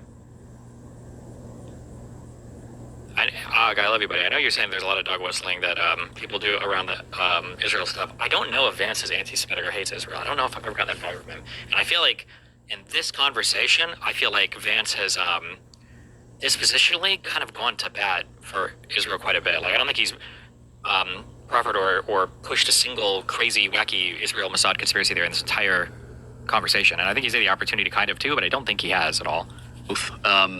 He probably recognizes that Israel is a pretty important ally to the United States and wants to work with them in some capacity if he is leader of the United States, right?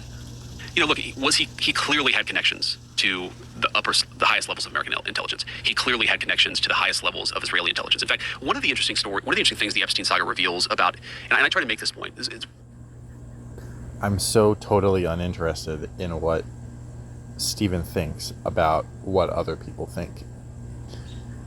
I'm literally just here waiting to see if he ever says anything that he thinks so that I can judge it.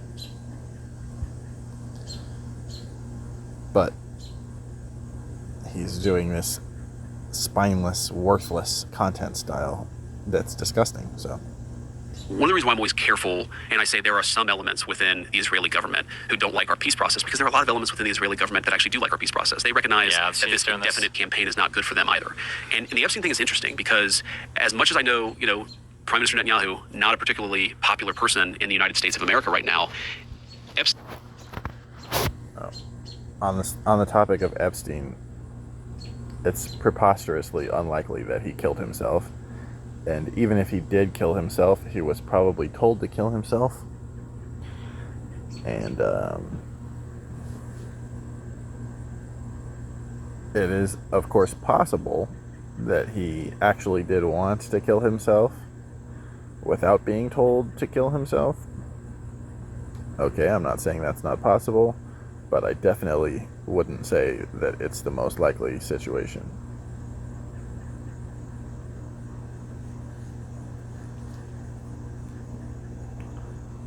seemed to be connected to the elements of the Israeli deep state that were left of center. Like, I've always found that fascinating. It wasn't like he was super connected to the right of center of Israeli politics. America, he was connected across the board. Like, he had Republican friends, he had Democratic friends. He had much deeper connections to the Israeli left of center than right of center. I don't know what that means. He was hanging out with Steve Bannon and Noam Chomsky. Exactly. He had, again, in America, he had friends across the political spectrum in a way he didn't necessarily have in Israel. I had one of my guys try to get me to meet him. Really? Yeah. When? 2017. See, that's actually, I'm not up on all the Epstein memes. You know this. I've said this many times. But what he's saying right here, actually, that wouldn't surprise me at all. The American right in the United States of America are the most feckless, weak, pussy-ass motherfucking losers on the fucking planet. These guys are bitch-made through and through. Smoltrich and Ben Giver, I think, would grab their rifles and fight Palestinians, given the opportunity. Like, I'm pretty sure both of them, Ben Giver at least lives, like, in a settlement, like, that is deep in the West Bank. I think Smoltrich might as well. These guys are way more, I think the far right, not Netanyahu, he's kind of right, but, like, the far right in Israel is very ideologically committed and very ideologically possessed. I don't think they could just be simply, like, kind of, like, bought off or whatever, like American conservative loser fuck politicians are. Crazy to me. Because at that point, he'd already gone down for at least one, like, sex abuse thing. That was my position. I'll show you the emails. Okay. They're kind of funny. Okay, which I best? actually read them on stage. You want to say, okay, fine. People can find it. Yeah. I don't want to have the guy's already ruined. Sure. But it's... I Googled it, and I'm like, what the fuck are you talking about? See, but this goes back to my original point. This is part of what he was doing, right? He wanted to get influential people. But you go back to the original 2007. I also think, and this is just annoying, is it's especially your Hassan types and everything else, like, nobody realizes how far removed, like, Jews in the United States are from any remotely right-wing Israeli position. Like, they're just, it's a totally different group of people. It's a totally different class of people. Like, when Jews, not to knock any Jews, it depends on how extreme you're. There are no, like, super Zionist Jews in the United States, because if they were, they'd move to fucking Israel. The Jews that are quote unquote Zionist in the U.S. like the idea and the concept of having, like, a homeland for the Jews, and they're super ultra uncomfortable with all the Palestinian stuff, and they don't really know how to, like, straddle that. But the Jews in the United States are, like, overwhelmingly, like, far center to far left individuals, and don't have any natural nexus or connection with the insanely right wing military oriented, I say military oriented, it's just like the right-wing Jews in Israel, or even maybe a lot of the center, whatever, Israeli Jews. And warrant on Jeffrey Epstein. All of the really crazy shit happened from the 90s to 2007. That's when he was at the peak of his power. That's when he hadn't yet gone down in a sex abuse scandal. Like, I mean, to your point, right? Even if you have some scumbags who are willing to introduce him to Joe Rogan in 2017, there are a lot of Joe Rogans, or at least some, who are going to say, wait a second, I'm going to Google this guy and find out he's a predator. A lot didn't, and that was really crazy. A lot didn't, but some did. And my point is, that would limit his influence. But if you go back to like the 1990s, the early 2000s, that is the stuff. I think that is like the black hole of the Epstein saga. We don't have nearly enough from that era. And Because you had it was destroyed. I think we had a prosecution that explicitly was so narrow that whatever existed would not have even been caught up. Right, so they were specifically going after him for underage sex. And they didn't look at the full picture of the operation. They didn't even try to. Well, that was one of the things about the prosecutor was told that he was above their pay grade. I mean, it was one of the things that he said he was like CIA or something, right? He said, I was told he was intelligence. Right, and yes, I've asked were there documents connecting Jeffrey Epstein directly to our intelligence agencies or anybody else's, and the answer is no. But if that shit existed, it wouldn't exist in 2026. What is it like being the vice president? Like, how much access do you have to information? So much. So I'll give you another conspiracy. So I have like effectively unlimited access to information. Yes. Unlimited. But I think that one of the things that I've learned about the job is you're doing so much on the day-to-day. Like you're calling senators and trying to get them to pass a piece of legislation. You're meeting with staff about what should go in the housing bill. You're negotiating with the Iranians or the Qataris or the Israelis about something that's going on in the Middle East.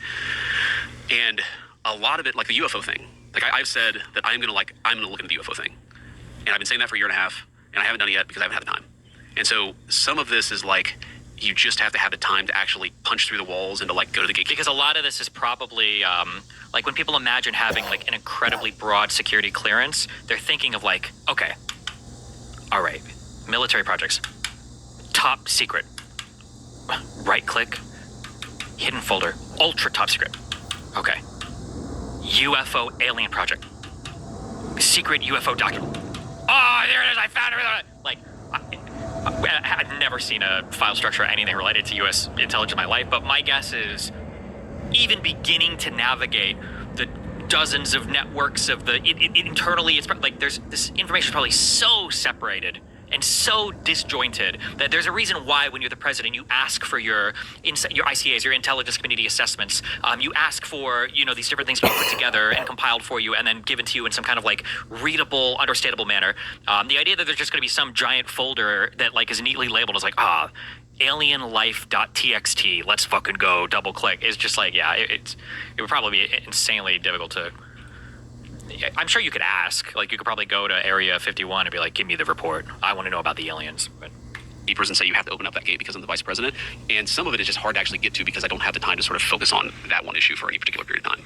So the answer is you have unlimited access to information. The constraint is not people tell me no. The constraint is you're just so busy doing other shit.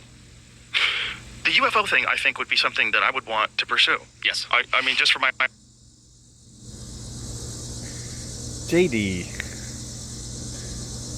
JD is another person who's so similar to me, but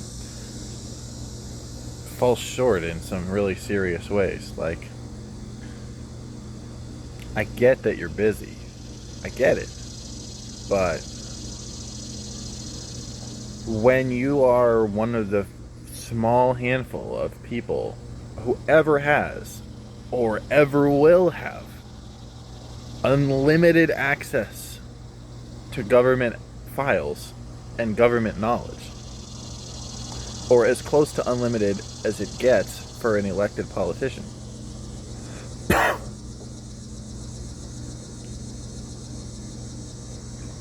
you have a strong positive responsibility to use a significant portion of your time just dedicate to answering the important questions that the government has concealed the truth of from the public for many years, or that the public even suspects that the government has concealed. We need the truth, and we need it 100 years ago, okay?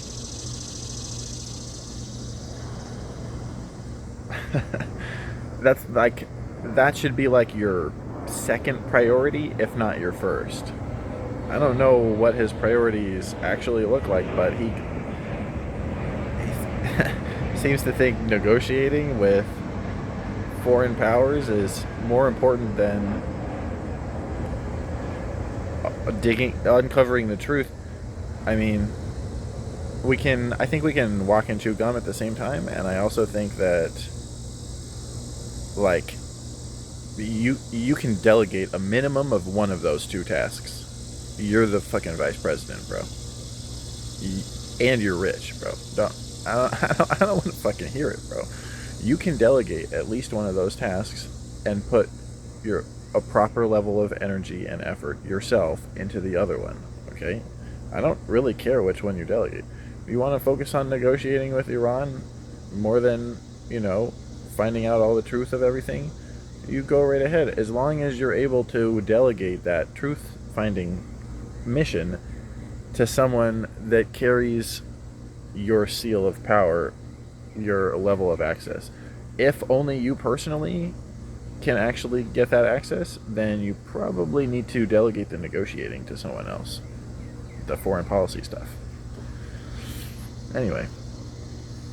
On personal information, I would want to know what is going on. Correct. So the question is, are these special access programs that are above top secret, and that this is our own stuff, or is this something that's far more bizarre and something that is interdimensional from another planet, whatever, fill in the blank? Is it foreign? If it's foreign, is it 6,000 miles away or like 6,000 light years away? Right. Yes. Right. And that is, I will answer that question eventually. Really? Yes. I'll get to the bottom of it. How are you going to have the time to do that? Like, what would be... I'm busy writing books, Eventually I'll have like a few weeks where I can just sit down and worry about that problem. You said something that I thought was very bizarre. Here's the interesting thing, though. I will say, that is one of those conspiracy theories that... There are a lot of people in our government who are interested in this, meaning our current political leadership who are interested in this question, and it hasn't, like, nothing has really happened yet, which makes me a little bit less interested in it. Because there are a lot... He's so... Oh, God, fuck. I hate him, obviously. I don't even know if I hate him. No, I probably do, assuming all the Peter Thiel shit and everything. But he's so much smarter than Trump. Oh, my God. It's so sobering listening to, like... And I don't ever want to go back to this because... He almost said something interesting. And he kind of sort of barely did say something interesting. He totally tried to have it both ways, so it doesn't really count. But to the degree that it does count, he said he hates J.D. Vance. All right, now, he was saying it performatively, which is why he tried to walk it back. Because he was like, oh, wait, I don't know if that's true. Because he doesn't know if it's true. And you really shouldn't hate Vance, although he's a hateful person, so he probably would hate Vance. I don't know. I don't know any better than he does whether he would hate Vance or not if he knew him well enough to know whether he hates him or not. But what I do know is that if he does hate him,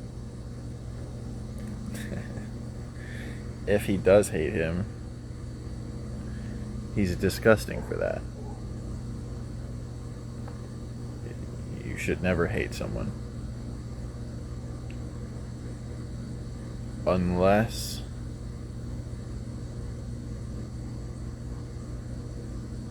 Well,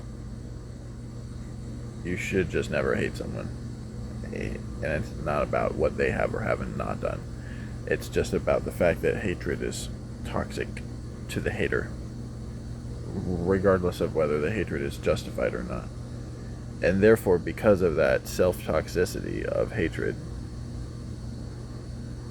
it's basically never justified. Because you're hurting yourself. You're shortening your own lifespan. You're killing yourself. So that would take a really extraordinary situation for that to be justified, and I'm not sure what that would be off the top of my head. It's not even acceptable where these guys are, but like this, you like, please. Comment in the comment section if you can think of such a situation. Please tell me, like, you can understand that this man understands politics and understands navigating like organizational structures and understands like diplomacy and understands geopolitics and understands like he's just infinitely smarter than everything associated with Donald Trump and his inner circle. I mean, we know that he's smart because he thought that Trump was basically Hitler in 2016 or 2020 or whatever. Let's see.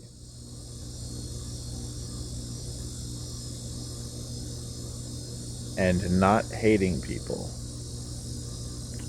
Do we think that that's the liberal view of hatred, the liberal position, or do we think that that's the conservative position on hatred? What do we think? Which one of those two views do we hold? Well,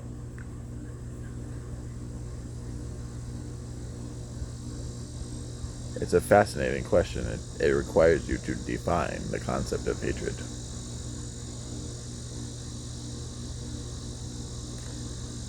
And how would I define hatred?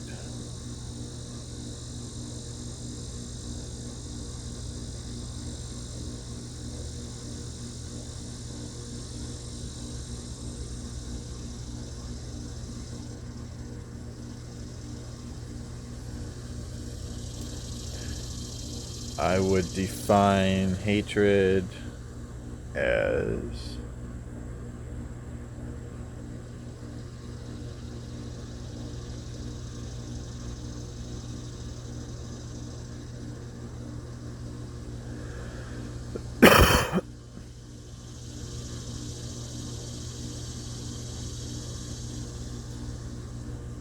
hatred is disliking a person or an object in a sufficient quantity that you wish to destroy that person or object in whole or in part.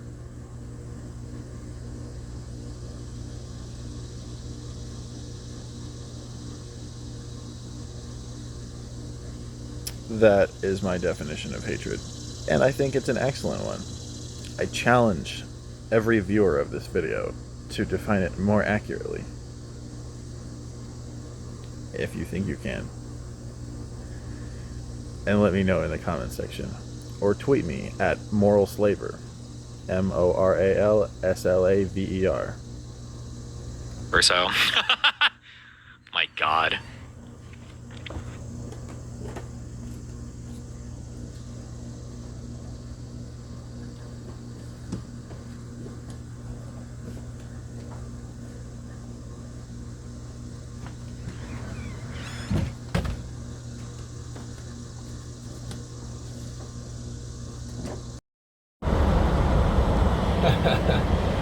Alright folks, here we fucking go. Third day of shooting in a row for the same fucking video. But we're just gonna power through it, alright? Even though it sucks to shoot for 3 days in a row for one fucking video. Totally pathetic. But we're gonna power through it. How about that?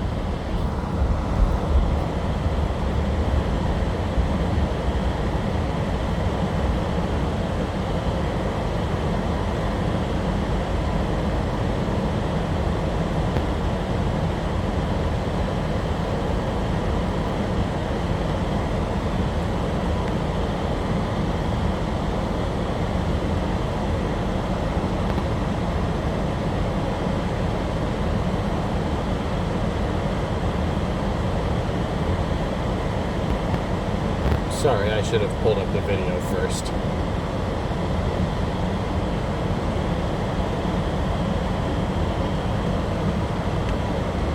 damn it.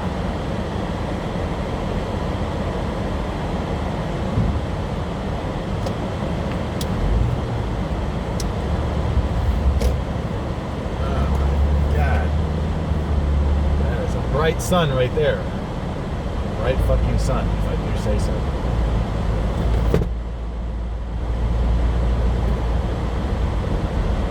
Lord, that's annoying.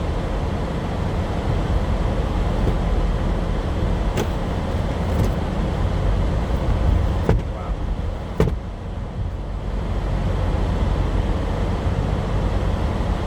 Holy shit. That is beyond annoying.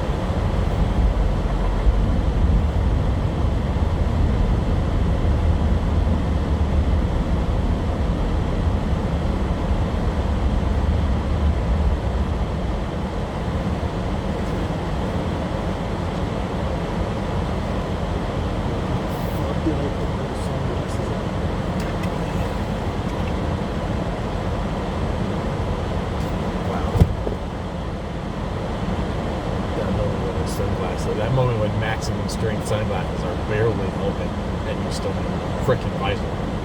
God damn it.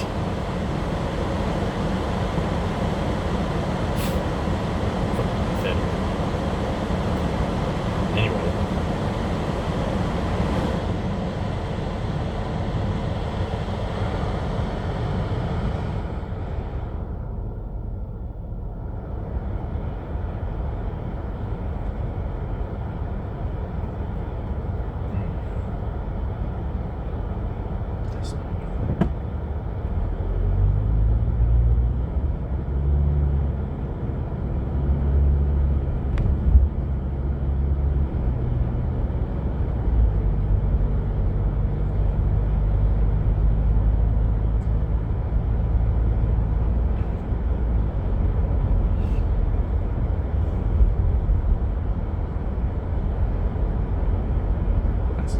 But it's too damn hard to see the screen. Okay.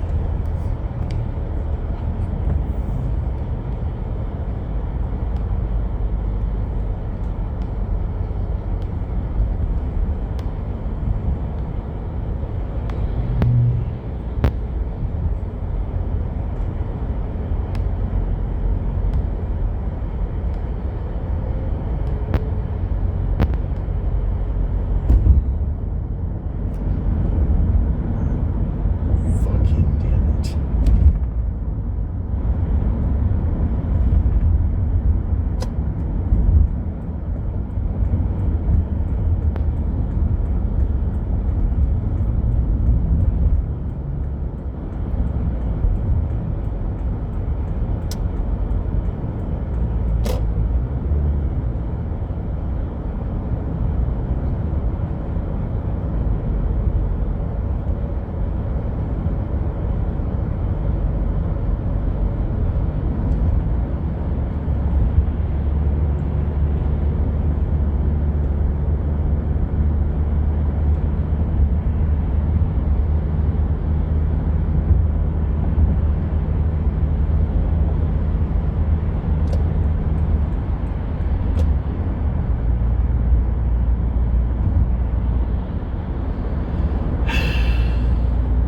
Okay.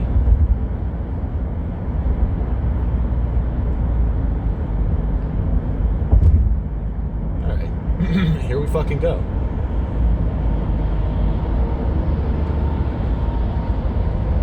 2016 or 2021 or so. My God. I think when was the last time Rogan had a liberal or leftist on? I mean, Gavin Newsom is calling him out, and if Joe Rogan he's completely ideological down to so. With access to those files and access to that information, nothing has changed since Biden left office, which makes me think other people included. Wow, that is incredibly not loud. I eventually you can understand that this man understands that there are a lot of people in our government who are interested in this. You know, your current political leadership who are interested in this question, and it hasn't, like, nothing has really happened yet, which makes me a little bit less interested in it. Because there are a lot. He's so. Oh God, fuck. I hate him, obviously. I don't even know if I hate him. No, I probably do. I could assume all the Peter Thiel shit and everything. Oh, yeah. But he's so much smarter than Trump. Oh my God, it's so sobering listening to, like. That's what I was saying. I remember now.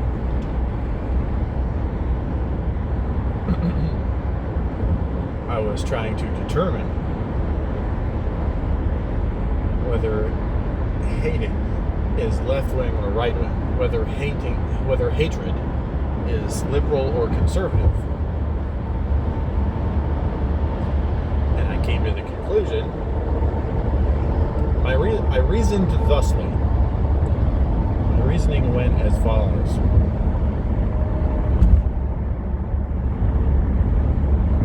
Oh, and I have to slightly amend something that I previously said, because I said that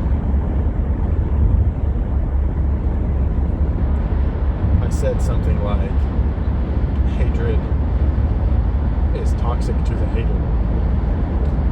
And it is, but only in excess.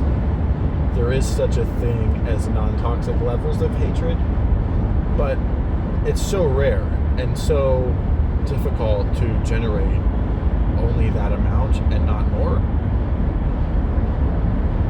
that for all practical purposes, I 99.9 repeating percent of the time. Hatred is not worth it because it is toxic to the hair. Okay, having gotten that correction, that self-correction out of the way,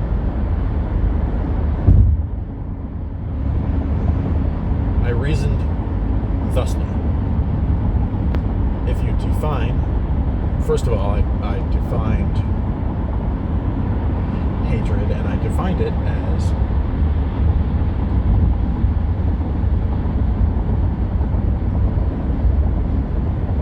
a quantity of dislike such that the quantity causes you to wish to destroy in whole or in part another person or object.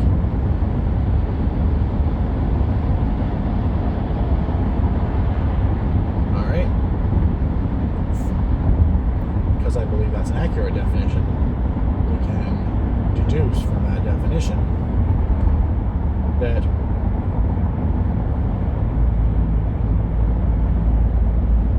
whoever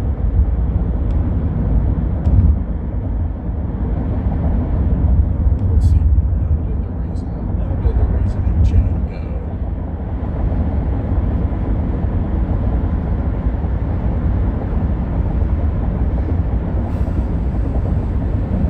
Sucks trying to recall your thoughts from a day ago.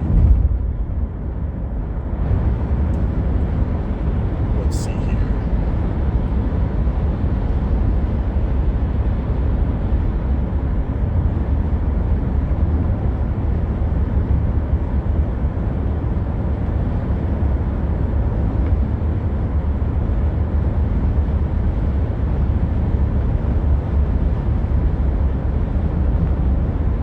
Yes. The next thing I did was I selected two heuristics, one each for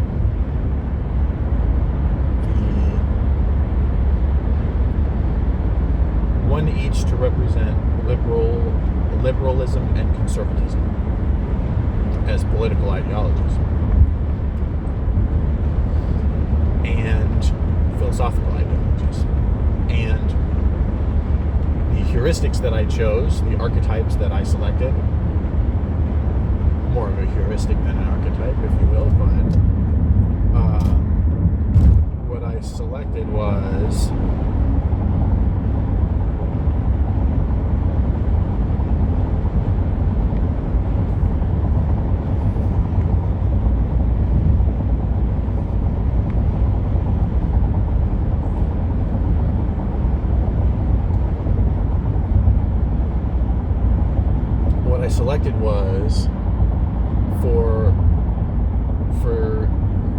for the heuristic of a liberal, I chose a criminal that is still free and not yet in prison, and I chose for the heuristic of a conservative the average citizen.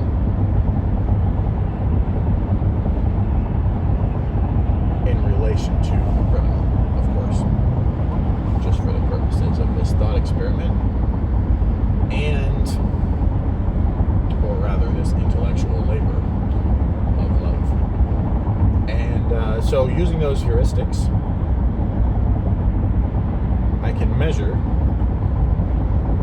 who hates more, and therefore extrapolate backwards to reach a conclusion about whether hatred itself is liberal or conservative. Who hates whom more? The uncaught criminal or the average citizen? It's an interesting question. I encourage you to pause the video and think about it for yourself. Get your answer in your head or write it down if you want to really prove that you thought what you thought before I said what I said. And my conclusion is that, and the conclusion of is that the average citizen hates the uncaught criminal more than the uncaught criminal hates the average citizen.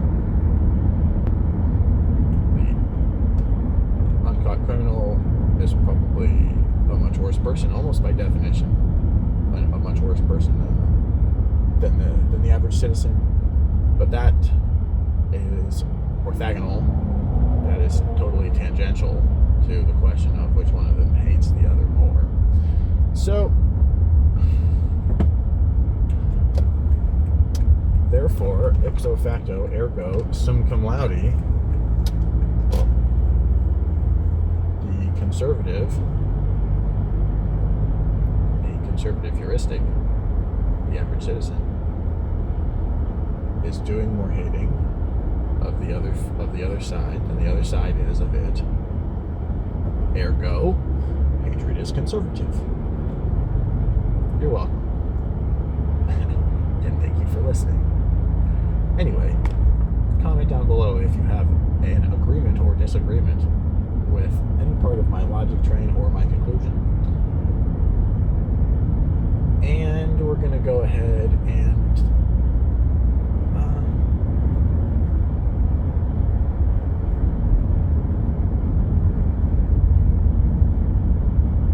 I'm going to keep going with Stephen, because even though I did a full breakdown already, which is all I came to do, he tried to weasel out of actually saying he hates J.D. Vance. So I can't fully take that as an expression of political ideology in a pure enough way for me. So we're going to keep listening to the Stephen listening to JD on Joe Rogan video.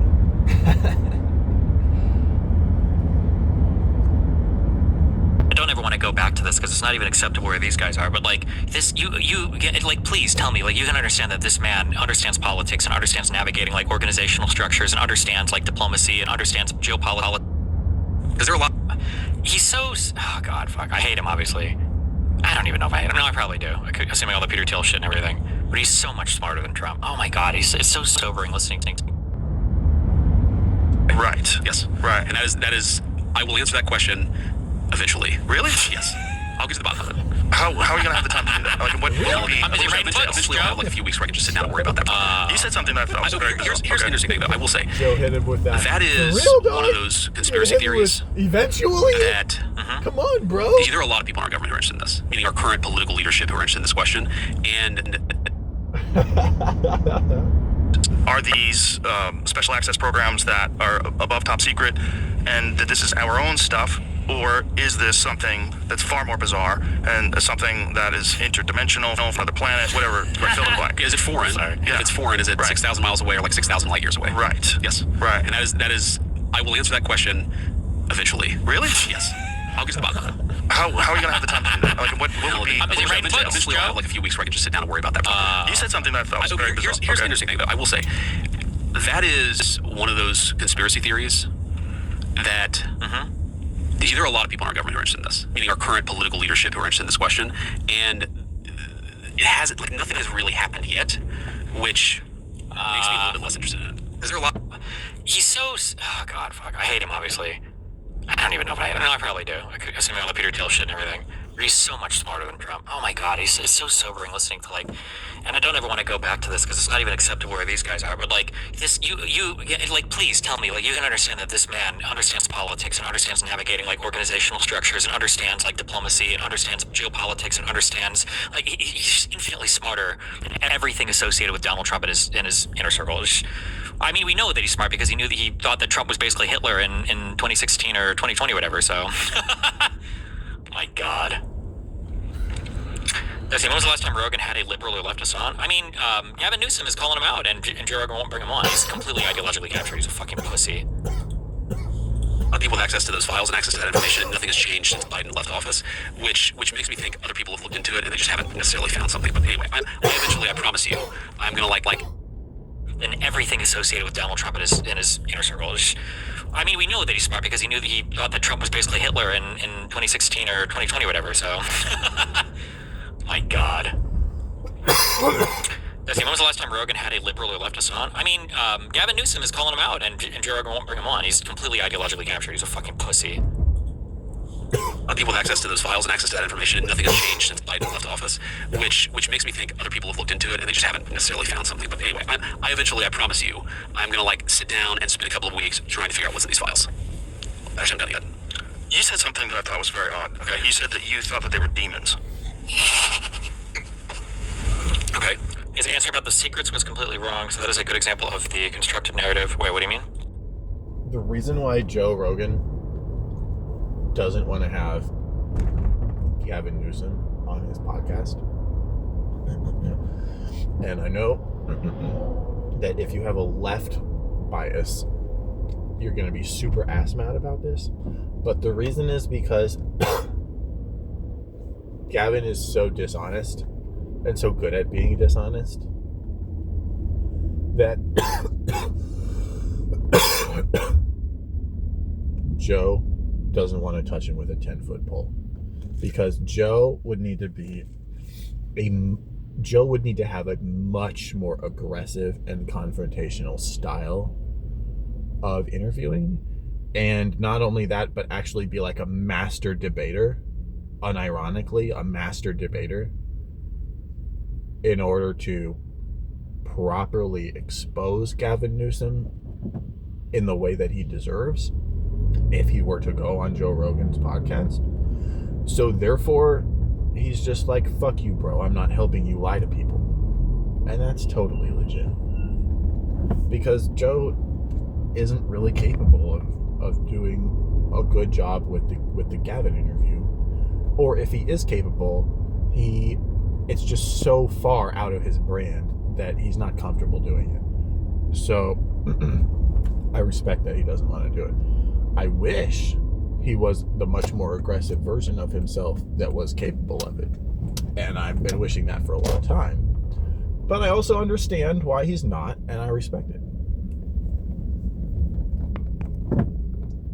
I did say that. What did you mean by that? Well, first of all, there not just in Christianity, but in a number of world religions, there are a number of mystical things that happened, extra-dimensional, I'm not one of these people who's like a hyper-rationalist. I think that there are things happening in the world that we're not always seeing. Trying to figure out what's in these files. Actually, I'm done yet. You said something that I thought was very odd. Okay, you said that you thought that they were demons. Okay. His answer about the secrets was completely wrong, so that is a good example of the constructed narrative. JD laughing at Joe Rogan on Joe Rogan's podcast is just all sorts of cool and cringe at the same time. It is so fucking wild and trippy. All right, we got a cut here, and we're gonna be back in another part of this video, man. Holy fucking shit, dog. Time to take my son to school.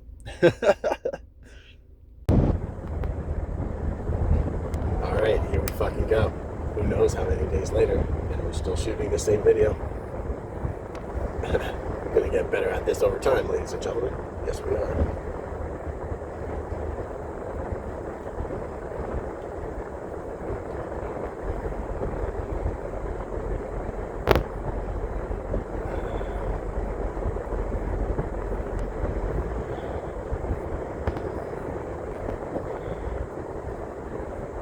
Jesus Christ.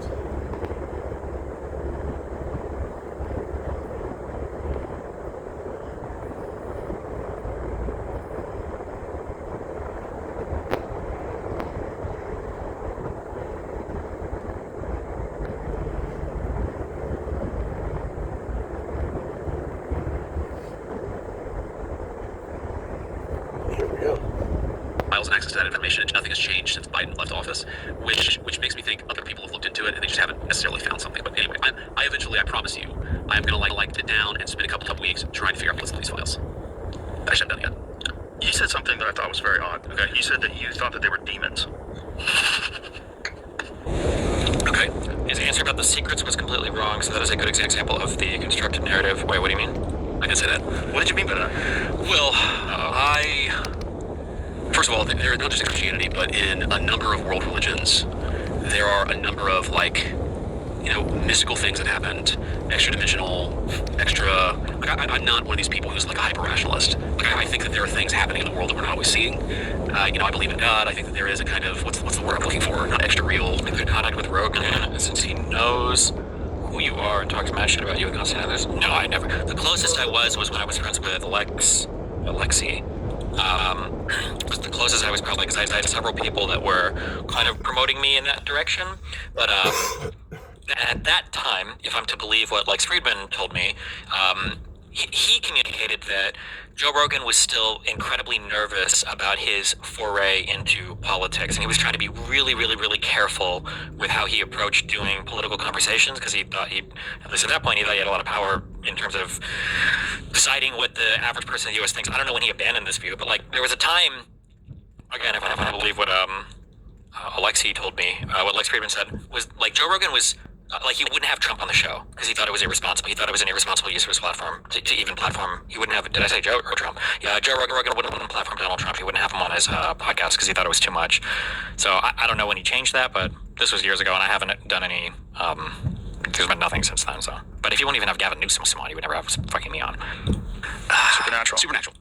There are supernatural things that are happening. Okay, so if you look historically at things that are similar to the alien phenomenon, where some like strange being, it kind of looks like a human being but doesn't look like, but it's not human, and it shows a particular interest in human beings, and then it takes the human beings and like does weird experiments on them. I think my argument is that's either bullshit, right? You're either talking to a crazy person, which I don't like. I'm not saying just because I believe in the supernatural doesn't mean I believe in everything supernatural, but if we're talking about an extraterrestrial being that is human-like but not human, that contains effectively infinite powers and is torturing human beings, you can call it an alien if you want, but I think there's a lot of historical precedent to call that a demon.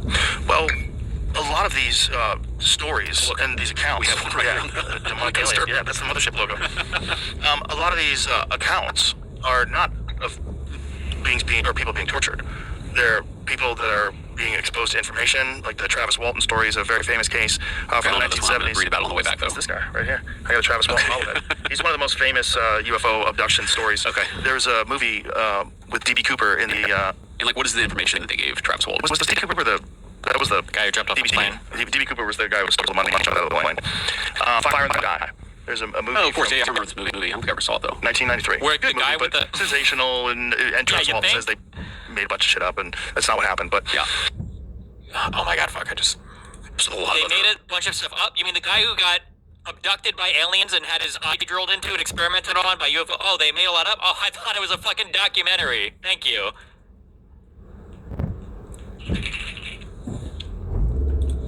Travis Walton. It was D.B. Cooper that was the D.B. Sweeney. D.B. Cooper was the guy who stole the money and jumped out of the plane. Fire in the Sky. There's a movie. Oh, of course, I remember this movie. I don't think I ever saw it though. 1993. Good movie, but sensational, and Travis Walton says they made a bunch of shit up, and that's not what happened. But yeah, the story was that he was a logger in Arizona, and he was a logger. They were all together in a truck, and these loggers saw this light, land in this forest, and they went to go investigate. He jumps out of the truck and he gets close to it and he's hit by some gleam of light and knocked to the ground. They take off and then they realize, like, we've got to go back. We don't know what's going on. Like, they turn around to go back to get him. They get freaked out and panicked. They go back to get him. He's gone. The police interview them. They think that they killed him. There's an investigation. 5 days later, he shows up wearing the same clothes, and he has this crazy story. And he had been in this spaceship for 5 days, is what he said. And then they had fixed him, they healed him, and then they had communicated with him telepathically, and he had this very bizarre encounter with these beings that aren't from here. Or if But there's a lot of safeguards, like need to know, compartmentalization, legal structures, it's government secrecy 101, he's bullshitting, story crafting, aka... Wait, which part? Now, I understand what you're saying, but my understanding is, besides nuclear secrets, besides stuff that comes from the Department of Energy, like everything with regards to security classification, I think extends from even the White House. It's every single thing that has like original classification authority or whatever all originates in the White House. So I'm pretty sure if you are the president or the vice president, you get permission from the president that you can authorize any secret thing to be released to you there's not going to be a judicial oversight or congressional oversight, except I believe with the Department of Energy. I think there's something like unique with that for nuclear secrets. They are from here. They're very different than us.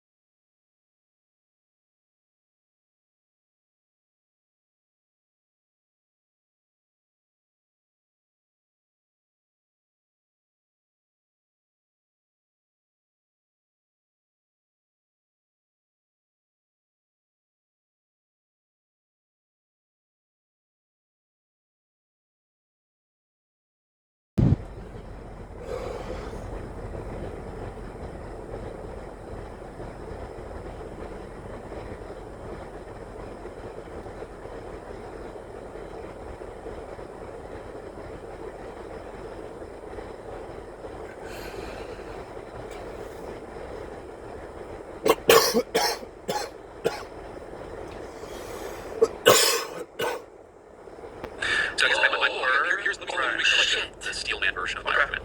It's that okay, my dog. There's no real difference between me and God and my dog. I can literally walk into a room and turn the light on. I can make food appear instantaneously. I can transport myself across time and space very, very rapidly. If you're a human being with intelligence, but not supernatural intelligence, I guess my point is, again, this could all be bullshit. This could all be fake. Oh, thanks. That's a possibility. Don't let us know that. But if it's real, is there really a meaningful difference between an angel or a demon and a space alien with super technology? To our perception, they would largely just look like the same thing. I think we're capable of nuance. We're capable of understanding that human beings are far more complex and evolved than chimpanzees. And we can imagine a world where if we don't... I hate this guy. He's so much smarter. Fuck me, dude. Vance is so much smarter than everybody in the Trump admin. Not everybody in the Trump admin, but everybody around Trump and Joe Rogan. He is correct. Isn't there... He's a sci-fi author. There's a quote where it's like, anything sufficiently technologically advanced is indistinguishable from magic to a human being. Who has this quote? But it's true. Vance is correct here. And It's not just that it's indistinguishable. It's that it is magic. It's that is what magic means. Magic is simply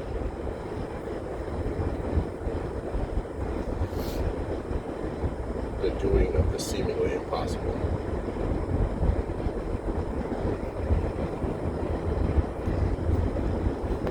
if there was like an alien, they could probably appear as like a walking demon or angel or whatever, and it would be indistinguishable to us as humans, because whatever they are would be so far ahead of us technologically that ourselves up, and there's not a nuclear bomb, and there's not a That's we don't from get hit by an Rick and asteroid. If we live another million years, that we would have technology that's indistinguishable from magic. Right? Because that doesn't mean they're angels and demons. It just means they're hyper-evolved, advanced civilizations from somewhere else. And what I'm saying is, the perception of those beings to a more simple intelligence, Sure. there's not a meaningful difference. So you're like talking about what it is that these things actually are. And I guess what I'm talking about is how would a human being with my level of intelligence or your level of intelligence at 26 understand what's going on? Right, but from a biblical perspective, there's a very big difference between a demon and a hyper-intelligent angel somewhere else. yeah, you wouldn't know. You wouldn't be able to know, right? I mean, a demon or a hyper-intelligent. Well, if demons are real, if there really are dark forces in the universe, and they're disembodied dark forces, these things that exist, Yes.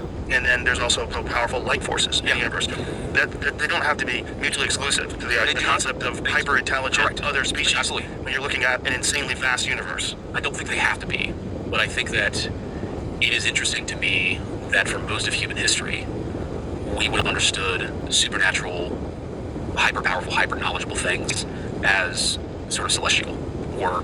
Well, I thought of a cell phone as being sorcery. I mean, that doesn't mean it's sorcery. Maybe it's not. Maybe it's just technology. That argument doesn't make any sense to me. Well, And this is not discounting the possibility of demons or discounting the possibility of angels. well, I guess I understand your point conceptually. I don't actually disagree with this. I don't think we're saying something different.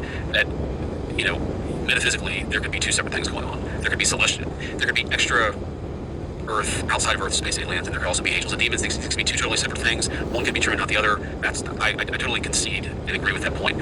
I guess what I'm saying is, it's a distinction that is conceptually interesting to me. But if a space alien with like superhuman technology comes to the Earth and has malicious intent, I don't know how I'm supposed to tell the difference between that and even. If they have malicious intent, but I mean, isn't that also the case with visiting people, right? Like you could have a country and you get visited by the Peace Corps, or you get visited by pirates. Yeah.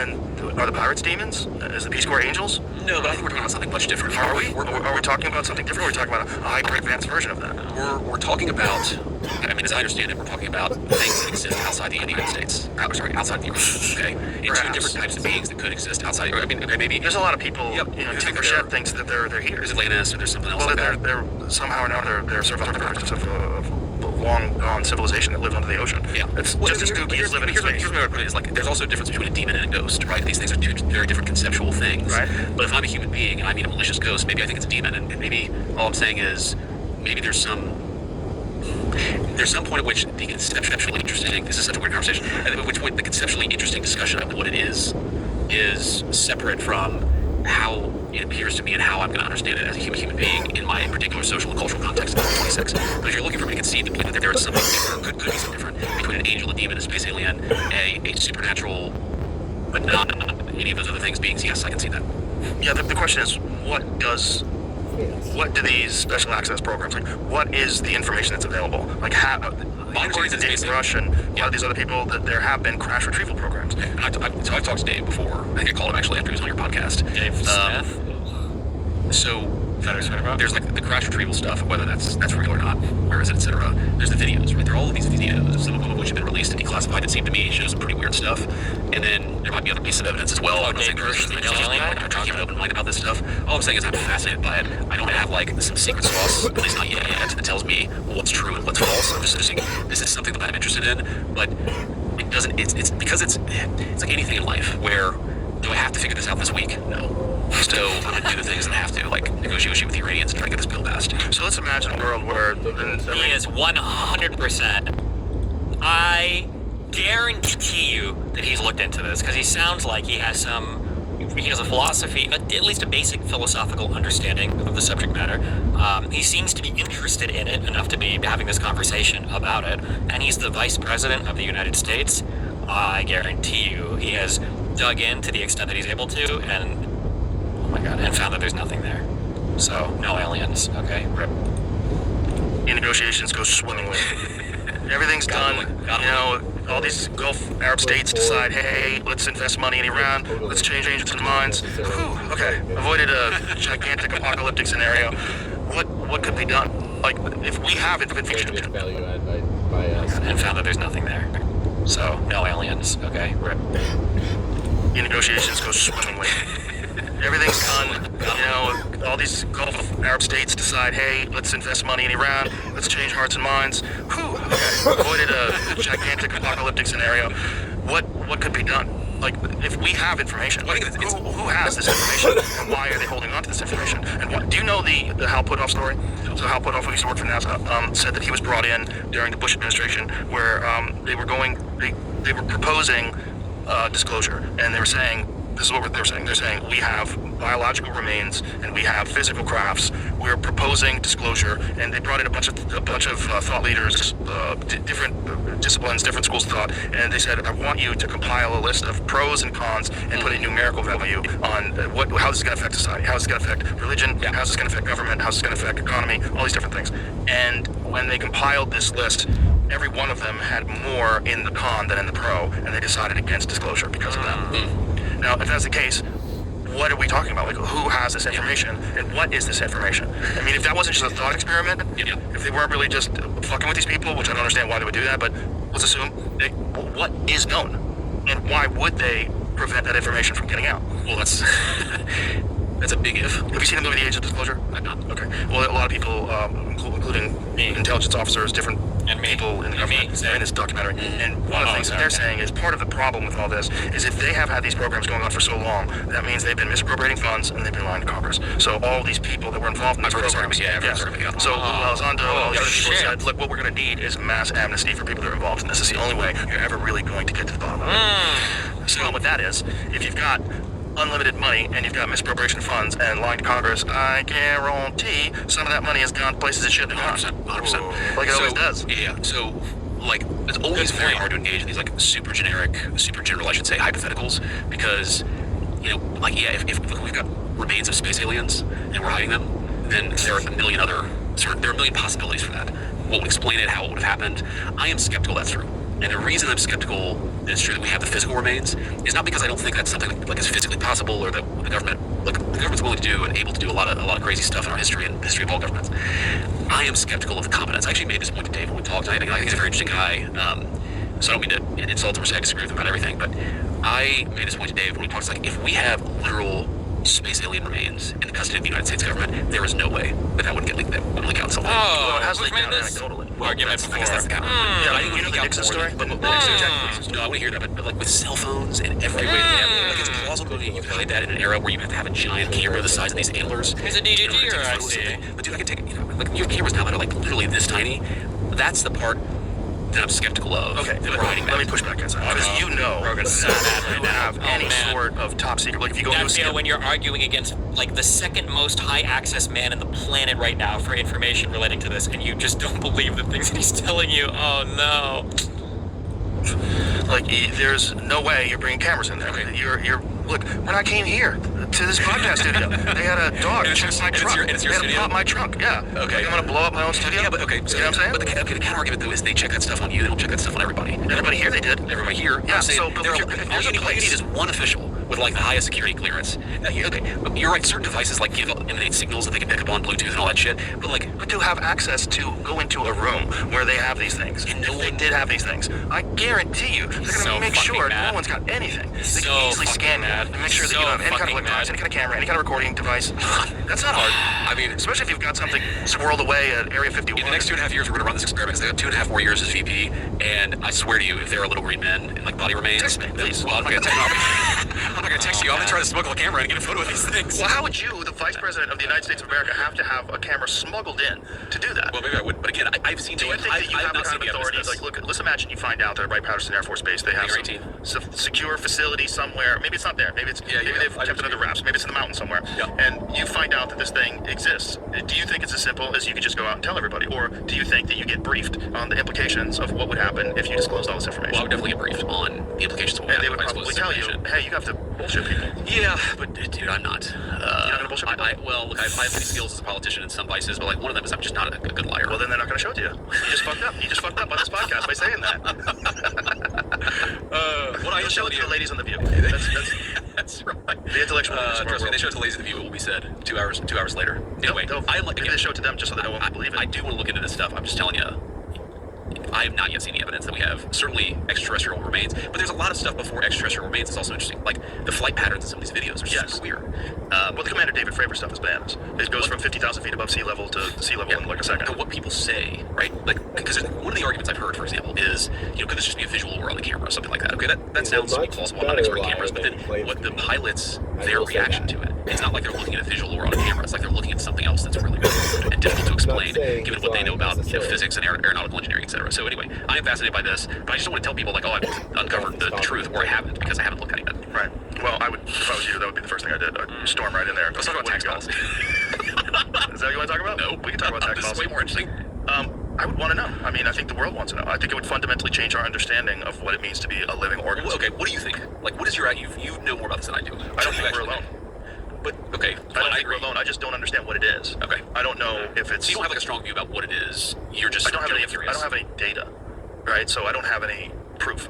So I believe Commander David Fravor. I believe Ryan Graves, who's a fighter pilot, that said that when they upgraded their equipment on these fighter jets in 2014, all of a sudden they started seeing these things that were staying completely motionless at 120 knot winds, and there were a cube inside of a sphere, a black cube inside of some sort of All right, thanks for Okay, doing so I know you've talked to Eric Weinstein. Yes. And I haven't talked about this lately, but Lately? one of the Oh, things God, that Eric he talks to- kind of persuaded me of a couple of years ago was It's Weinstein. They get very sensitive to Sorry, the party. Weinstein. Okay, got it. Eric Weinstein. Good thought. Speaking of pedophiles, I guess Harvey was a he pedophile. wasn't He that. had many sins, but not that one. Candace Owens says he's innocent, Which thing? or not guilty of everything that they said he was. So, okay, Eric Weinstein, this is probably 3-4 years ago, persuades me of this, actually. It's an interesting theory. His argument is, in the same way that I would say, what's the difference between an extraterrestrial and an angel or a demon, depending on its intentions, is from the perspective of a human in 2026. His argument would be, what's the difference between a space alien and a human being? But just a human being with super advanced technology, right?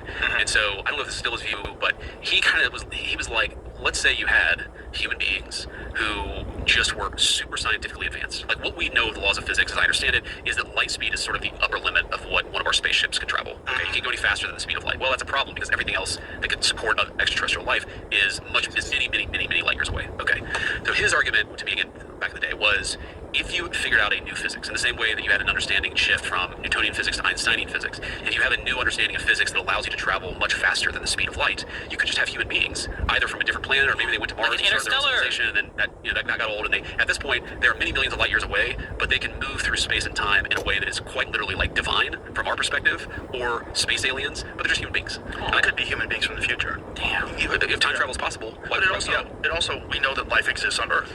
So if life exists on Earth, Earth is a planet. There are hundreds of billions of stars that have hundreds of billions of planets. We have no idea how many planets there are in the known universe that could potentially support life. And if these things live on these planets, and they live far longer than we have, like if you showed a nuclear bomb to someone from 100 years ago, they would say that's the craziest fucking thing I've ever seen in my life. You show them a reactor, show them a cell phone, Absolutely. show them that television. Just like my dog with a light switch, right? Just be able to FaceTime someone in New Zealand. Like what is that? What are you doing? That's right. Now advance that forward 1 million years. And right. then, instead of using propulsion, you are instead manipulating space-time. So that's exactly right. And one of the things, I've talked with Elon about this, and Elon is obviously a super smart dude, but I've never heard like a super satisfying answer to this. One of the things that worries me, like I want humans to be a multiplanetary species. I want us to go to Mars instead of a colony, and that's sort of, I love humanity, I want it to continue. And the problem with space travel that I've again not heard a satisfactory solution to is, when we're outside of the Earth's gravity, our genes, like our actual DNA, seems to not function as well when it's not on Earth-style gravity, which makes sense, right? We developed in these conditions with this gravity. So whenever you have somebody who goes to the International Space Station for like 3 months or 6 months, and they come back and they are totally jacked up because like literally the cells in their body are starting to like discombobulate in response to that low gravity. I thought it was like muscle atrophy and stuff. Figure out a solution to that problem. Or like stomach That's acids sort of or weird the shit, most maybe. part of space travel, of going to Mars, of setting up a colony on another planet is, if you set up a colony on Mars, and what it takes you like 2 years to get there and 2 years to get back or something like that. Can't you just like spin a thing though and fucking do artificial gravity? Make the thing go around and around. You've gone from a functioning adult, healthy, to like dead. Right. If you're in space for 4 years, that part of space travel is very fascinating to me, and I don't know that I've heard any satisfactory solution to it. I don't think conventionally there is a satisfactory solution, but if you're talking about manipulating space-time and not traditional propulsion, You probably could figure that out. you could essentially contain this environment in exactly the same way it is. You could holy travel to shit. somewhere else with that environment. So this is the just idea of them teleporting. living under the surface of the ocean. I see. Oh, How shit. can they live in the depths Why of the didn't we just ocean? think of that? Because they have a completely contained environment. Just teleport. Yes. Who knows? Yeah. It's all just nonsense. Good point, Figure Charles. out Just how I can teleport. eat I like agree. steak and Grater's ice cream and have the Also, blood profile of yes. eating, chicken and salad. Well, I don't think chicken salad's the way to go. I think I'm a steak guy. I think So am I. just eat a little bit of ice cream every now and then. By the way, ice cream is one of the very best desserts for you because it contains fats, It's got a lot of fat, protein. Yeah, That's right. Yeah. That's right. A little bit of sugar, but it's all it's a moderation thing. That's right. Yeah. Yeah. Anybody who doesn't want to eat ice cream is a communist. There's nothing wrong with ice cream. Speaking of communists. The Democratic Socialists, Yeah. that's actually what they do at their events is they throw the ice cream into the Boston Harbor and say, Yeah, those fucking people scare me. I'm really concerned that people think that's a good idea, and that they think that socialism just hasn't been done correctly. That drives me nuts because I think a lot of like really well-intentioned, really kind and empathetic young people think that that's the way to go, and I do not think they understand the dangers of this ideology because it always leads to one thing. It leads to a very powerful military government that controls the population. Period. End of discussion. And if you play it out, it is literally the only way that can get people to give up their money. Like It's what the Trump's only trying to way do right give up now. their property. And when you're hearing like Mamdani talk about freezing rents and taking bad landlords and then confiscating their property, like this is step one of what's happened in every communist dictatorship throughout history. This is what happened in North Korea. Give the government the land, and we'll make sure that no one ever has to worry about food. What a great idea. Look how it turned out. So I don't know who said this, but the whole argument of communism is that you seize the means of production, but because the means of production, the most powerful means of production is the human mind, you ultimately have to get into totalitarianism. You have to have control of that most fundamental element of the human person. You also take away motivation. And there's a thing that people don't like, which is extreme wealth. But you have to understand that if it wasn't for the motivation of extreme wealth, you would not have an iPhone. So you wouldn't have these things. Okay, so here's let me give you my Christian answer to this. It's a good plug for my communion. Finding my way back to faith. Not being faithful, at least drivers go to communion, which is all about aliens. Okay, Did you know that? No. Interesting coincidence. Pull up the Interesting cover of coincidence. communion. Pull up the cover of the Good Wendy's Communion. I Drivers want all Communion. your listeners to buy. The problem is that you didn't know about this book. I would have told you to come up with a different title. Seriously, That's that's Wendy's Drivers book. Well, And there then we go. go Okay, next so we to it. want See? that is wild. And then there's another Okay. one, my first communion. This book. Okay, that's like a kid's book. Okay, yeah, we want people to buy the second one, the one that says JD Vance on it. But Yeah. okay, so this is one of the things I talk about in the book is like there is a Christian idea of political economy that's actually been lost in American politics, where it's like we think of it as libertarianism, the hardcore free market, versus socialism or communism, and there actually is a third way that has existed in pretty much all Christian economic thinking going back 2,000 years ago, which is that, yeah, extreme wealth inequality does create problems, but you still gotta have private property, you still have to have a state that protects private property rights, and there's a way to balance these things that I think we've sort of lost in our country a little bit. And when I like, okay, let me play devil's advocate with DSA, because I think that their ideas are crazy, and I think that you're right, they will lead to a very totalitarian place. I'm not defending a single thing that they say, particularly their hatred of ice cream. What I am saying is, No way. And maybe this is just sort of the way my mind works. I tend to be a little bit more empathetic. Why are young people attracted to socialism in 21st century America? One of the best interviews that Charlie Kirk ever gave, it was right before he died. It was an episode that he did with Tucker Carlson where he talked about the fact that if you don't give young people a stake, if you don't give them ownership, if you don't give them a sense of the American dream and of possibility in the future, they're going to become socialists. Like if you have a zero-sum environment for a 25-year-old in this country, they're going to start to say the only way for me to get anything is to take away from somebody else. So we have to get away from like the zero-sum thinking. I think that's like the root cause of this.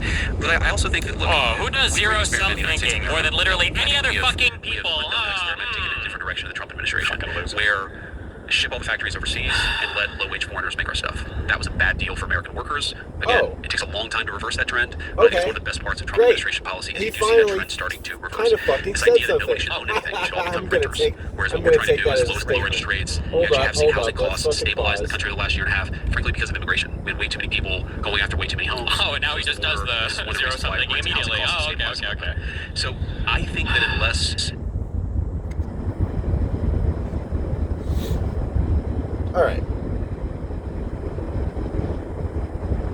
Stephen has accused J.D. Vance of being the culprit, being on the more offensive side when it comes to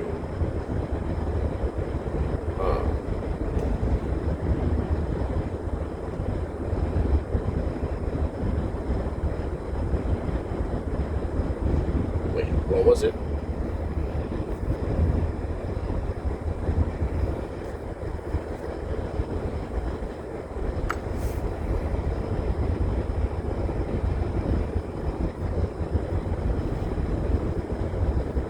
You know the Nixon story? No, I want to hear that, but like with cell phones and every way that we have, it's plausible to me you could hide that in an era where you have to have a giant camera the size of these antlers. He's a in order to take DDT-er, I photos of see. something. But dude, I can take, like you have cameras now that are like literally this tiny.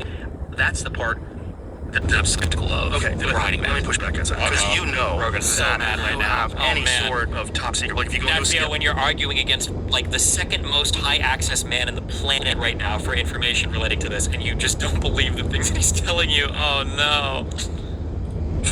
like there's no way you're bringing cameras in there. Okay. You're look. When I came here to this podcast studio, they had a dog And it's check your- my and it's truck. your- and it's your they had to studio? pop my trunk. Yeah. Okay. Like, I'm gonna blow up my own studio. Yeah, but okay. So, you know what I'm saying? But the counter argument though is they check that stuff on you. They don't check that stuff on everybody. Everybody here, they did. Everybody here. Yeah, I'm saying so, but there if are, you're- if all there's a you need place- is one official with like the highest security clearance. Now, you're right. Certain devices like emanate signals that they can pick up on Bluetooth and all that shit. But like, But to have access to go into a room where they have these things, And if no they one- did have these things, I guarantee you they're going to So make sure fucking mad. no one's got anything. They So can easily fucking scan mad. you to make sure that So you don't have any kind of fucking electronics, mad. any kind of camera, any kind of recording device. That's not hard. I mean, Especially if you've got something squirreled away at Area 51. in the next 2.5 years, we're going to run this experiment. 'Cause they got 2.5 more years as VP, and I swear to you, if there are little green men in like body remains, Text me, please. Well, I'm not going to text you. I'm not going to text you. I'm going to try to smuggle a camera and get a photo of these things. Well, how would you, the Vice President of the United States of America, have to have a camera smuggled in to do that? Well, maybe I would, but again, I've seen. Do you think that you I have the not kind seen of authority? evidence of Like, this. look, let's imagine you find out that at Wright-Patterson Air Force Base they have You're some secure facility somewhere. Maybe it's not there. Maybe it's Yeah, maybe yeah, they've I know kept it what under you mean. wraps. Maybe it's in the mountains somewhere. Yeah. And you find out that this thing exists. Do you think it's as simple as you could just go out and tell everybody, or do you think that you get briefed on the implications of what would happen if you disclosed all this information? Well, I would definitely get briefed on the implications of what and they happened would if I probably disclosed tell this you, information. hey, you have to bullshit people. Yeah, but dude, I'm not. You're not gonna bullshit people? Well, look, I have many skills as a politician and some vices, but like one of them is I'm just not a good liar. Well, then they're not going to show it to you. You just fucked up. You just fucked up on this podcast by saying that. what I You'll show it to the ladies on the View. That's right. The intellectual leaders of our Trust me, world. they show it to the ladies of the View. It will be said 2 hours later. Anyway, I like maybe they show it to them just so that no one will believe it. I do want to look into this stuff. I'm just telling you. I have not yet seen the evidence that we have. Certainly extraterrestrial remains, but there's a lot of stuff before extraterrestrial remains. It's also interesting. Like the flight patterns in some of these videos are super weird. Well, the Commander David Fravor stuff is bananas. It goes from 50,000 feet above sea level to sea level in like a second. And what people say, right? Like, because one of the arguments I've heard, for example, is, could this just be a visual or on the camera or something like that? Okay, that sounds to me plausible. I'm not an expert in cameras, but then what the pilots, their reaction to it, it's not like they're looking at a visual or on a camera. It's like they're looking at something else that's really, really weird and difficult to explain, given what they know about, physics and aeronautical engineering, etc. So anyway, I am fascinated by this, but I just don't want to tell people like, oh, I've uncovered the truth, or I haven't, because I haven't looked at it yet. Right. Well, I would, if I was you, that would be the first thing I did. I'd storm right in there. Let's talk about tax policy. Is that what you want to talk about? No, We can talk about tax this policy. is way more interesting. I would want to know. I mean, I think the world wants to know. I think it would fundamentally change our understanding of what it means to be a living organism. Okay, what do you think? Like, what is your you know more about this than I do? I don't think we're alone. But okay, I don't think we're alone. I just don't understand what it is. Okay. I don't know if it's. So you don't have like a strong view about what it is. You're just. I don't have any. curious. I don't have any data, right? So I don't have any proof. So I believe Commander David Fravor. I believe Ryan Graves. He was a fighter pilot that said that when they upgraded their equipment on these fighter jets in 2014, all of a sudden they started seeing these things that were staying completely motionless at 120 knot winds, and they were a cube inside of a sphere, a black cube inside of some sort of. Wow, right? Thanks for Okay, so introducing this is, myself. I know you've talked to Eric Weinstein. Yes. And you know, I haven't talked about this lately, but Lately? one of the things Oh, God, that Eric he talks to- kind of persuaded me of a couple of years ago was It's Weinstein. They get very sensitive. Sorry, to the party. Weinstein. Okay, got it. Eric Weinstein. Good thought.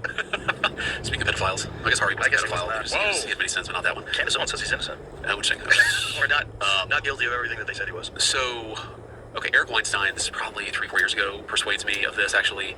No, it's an interesting theory. His argument is, in the same way that I would say, what's the difference between an extraterrestrial and an angel or a demon, depending on its intentions, is from the perspective of a human in 2026. His argument would be, what's the difference between a space alien and a human being? But just a human being with super advanced technology, right? And so I don't know if this is still his view, but he was like, let's say you had human beings who just were super scientifically advanced. Like what we know of the laws of physics, as I understand it, is that light speed is sort of the upper limit of what one of our spaceships can travel. Okay, you can't go any faster than the speed of light. Well, that's a problem because everything else that could support extraterrestrial life is many light years away. Okay, so his argument to me again back in the day was, if you figured out a new physics, in the same way that you had an understanding shift from Newtonian physics to Einsteinian physics, if you have a new understanding of physics that allows you to travel much faster than the speed of light, you could just have human beings, either from a different planet or maybe they went to Mars. Here we fucking go.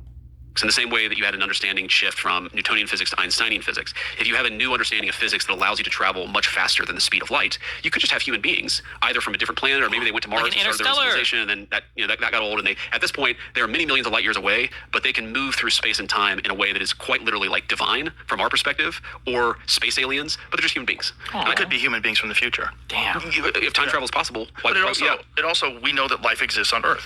So if life exists on Earth, Earth is a planet. There are hundreds of billions of stars that have hundreds of billions of planets. We have no idea how many planets there are in the known universe that could potentially support life. And if these things live on these planets and they live far longer than we have, like if you showed a nuclear bomb to someone from 100 years ago, they would say that's the craziest fucking thing I've ever seen in my life. You show them a reactor, show them a cell phone, absolutely. show them that television. Just like my dog with a light switch, right? Just be able to FaceTime someone in New Zealand. Like what is that? What are you doing? That's right. Now advance that forward 1 million years. And then, instead of using propulsion, you are instead manipulating space-time. So that's exactly right. And one of the things, I talked with Elon about this, and Elon is obviously a super smart dude, but I've never heard like a super satisfying answer to this. One of the things that worries me, like I want humans to be a multiplanetary species. I want us to go to Mars instead of a colony, and that's sort of, I love humanity, I want it to continue. And the problem with space travel that I've again not heard a satisfactory solution to is, when we're outside of the Earth's gravity, our genes, like our actual DNA, seems to not function as well when it's not on Earth-style gravity, which makes sense, right? We developed in these conditions with this gravity. So whenever you have somebody who goes to the International Space Station for like 3 months or 6 months, and they come back and they are totally jacked up because like literally the cells in their body are starting to like discombobulate in response to a low gravity environment. I thought it was like muscle atrophy and We stuff. have to figure out a solution to that problem. I don't know. Or like stomach acids or weird shit, maybe. Part of space travel of going to Mars or setting up a colony on another planet is, if you set up a colony on Mars, and what it takes you like 2 years to get there and 2 years to get back or something like that. Right. Can't you just like spin a thing though and fucking do artificial gravity if you make the thing go around and around? You've gone from a functioning adult, healthy, to like dead. Right. If you're in space for 4 years, I don't want to be dead. That part of space travel is very fascinating to me, and I don't know that I've heard any satisfactory solution to it yet. I don't think conventionally there is a satisfactory solution, but if you're talking about manipulating space-time and not traditional propulsion, You probably can figure that out. You could manipulate, you could essentially contain this environment in exactly the same way it is, and Holy travel to shit. somewhere else with that environment. So this is the just idea of them teleporting. living under the surface of the ocean. I see. Oh, How can shit. they live in the depths Why of the didn't we just ocean? think of that? Well, because they have a completely contained environment. Just teleport. I mean, Yes. who knows? Yeah. It's Maybe all just nonsense. Maybe It's they all figured just- out how I can eat like steak and Grater's ice cream and have the blood profile of eating, chicken and salad. Well, I don't think chicken and salad is the way to go. I know you don't. I'm a steak guy. I think So am I. just eat a little bit of ice cream every now and then. By the way, ice cream is one of the very best desserts for you because it contains fats. It's got a lot of fat and protein. Yeah, That's right. That's right. A little bit of sugar, but it's all it's a moderation thing. That's right. Yeah. Yeah. Well, Anybody it's who doesn't clearly want to working eat out. ice cream is a communist. There's nothing wrong with ice cream. Ice cream. Speaking of communists, The Democratic Socialists of Yeah. America, that's actually what they do at their events, is they throw the ice cream into the Boston Harbor and steal the food. yeah, those fucking people scare me. I'm really concerned that people think that's a good idea, and that they think that socialism just hasn't been done correctly. That drives me nuts because I think a lot of like really well-intentioned, really kind and empathetic young people think that that's the way to go. And I do not think they understand the dangers of this ideology because it always leads to one thing. It leads to a very powerful military government that controls the population. Period. End of discussion. And if you play it out, it is literally the only way they can get people to give up their money. Like what Trump's trying to do right now. Give up their property. And when you're hearing like Mamdani talk about freezing rents and taking bad landlords and then confiscating their property, you're like, this is step one of what's happened in every communist dictatorship throughout history. This is what happened in North Korea. Give the government the land, and we'll make sure that no one ever has to worry about food. What a great idea. Look how it turned out. I don't know who said this, but the whole argument of communism is that you seize the means of production, but because the means of production, the most powerful means of production is the human mind, you ultimately have to get into totalitarianism. You have to have control of that most fundamental element of the human person. You also take away motivation. And there's a thing that people don't like, which is extreme wealth. But you have to understand that if it wasn't for the motivation of extreme wealth, you would not have an iPhone. So here's wouldn't have these things. Okay, so here's let me give you my my Christian answer to this. And it's a good plug for my new book, Communion. Finding my way back to faith. Not to be confused with Whitley Strieber's book Communion, which is all about aliens. Okay, did you know that? No, interesting coincidence, Joe. Pull up the cover of Communion. Pull up the cover of the good Whitley Communion. Strieber's I want all your listeners to buy. The problem is you didn't know about this book. I would have told you to come up with a different title. Seriously, that's Whitley Strieber's book. Oh, there we go. Okay, so that is wild. And then there's another one, My First Communion. Okay, that's like a kid's book. But yeah, we want people to buy the second one, the one that says JD Vance on it. But okay, so this is one of the things I talk about in the book is like there is a Christian idea of political economy that's actually been lost in American politics, where it's like we think of it as libertarianism, the hardcore free market, versus socialism or communism. And there actually is a third way that has existed in pretty much all Christian economic thinking going back 2,000 years ago, which is that, extreme wealth inequality does create problems, but you still got to have private property. You still have to have a state that protects private property rights, and there's a way to balance these things that I think we've sort of lost in our country a little bit. And when I like, okay, let me play devil's advocate with the DSA, because I think that their ideas are crazy, and I think that you're right. They will lead to a very totalitarian place. I'm not defending a single thing that they say, particularly their hatred of ice cream.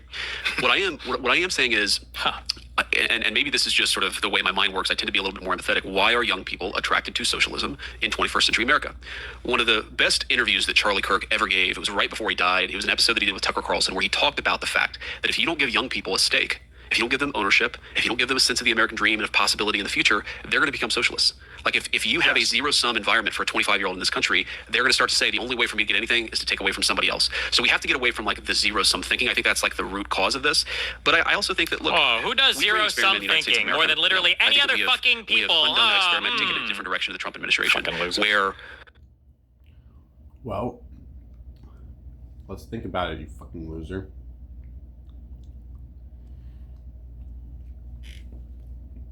Let's think about whether or not Steven, the fucking loser of all fucking losers, is correct about his claim that he's making right now.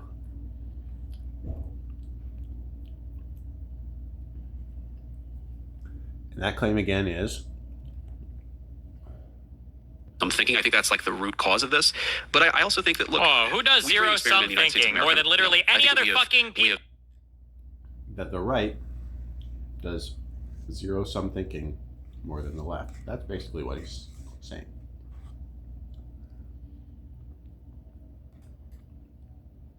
First of all, is that true?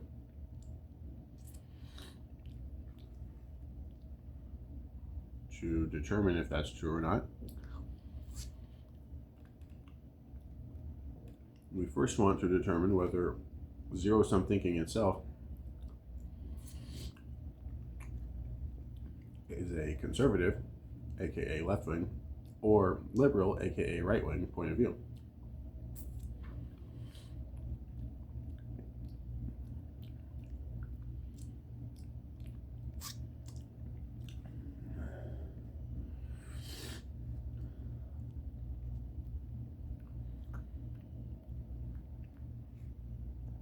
And clearly, it's a more conservative thing, and therefore more left-wing. And therefore, as he so often is, Stephen is completely wrong and full of shit.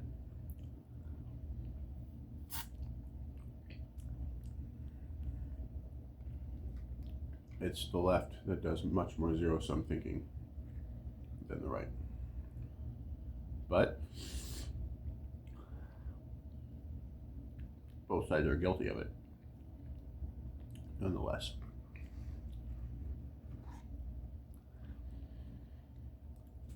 It's just more in their nature than it is ours. Like I said, it's conservative to be zero sum.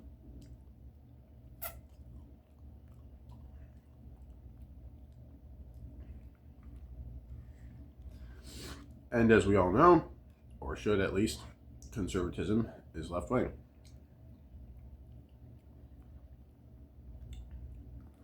At its core, it says, no, you cannot. No, you can't.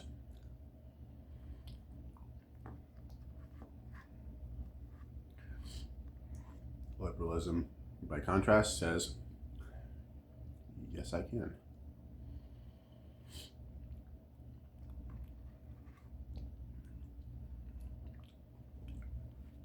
Yes, he can. Yes, she can. Yes, it can. Yes, we can, etc. That's liberalism.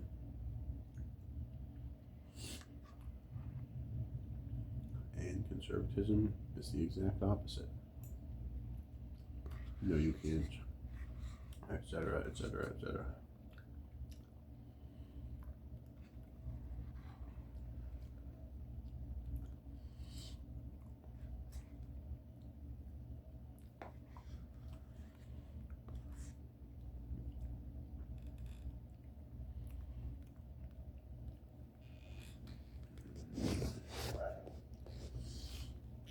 And thankfully,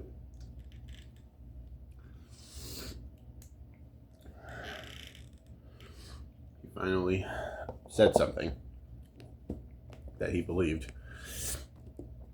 And so I was able to pass judgment, and we can now move on to a centrist without necessarily finishing this whole entire,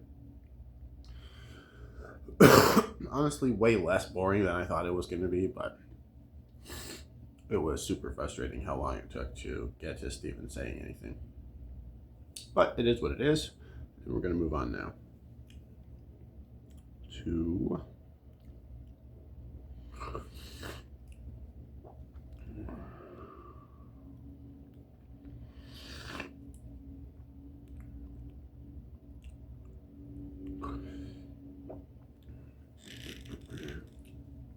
let's see, for a centrist.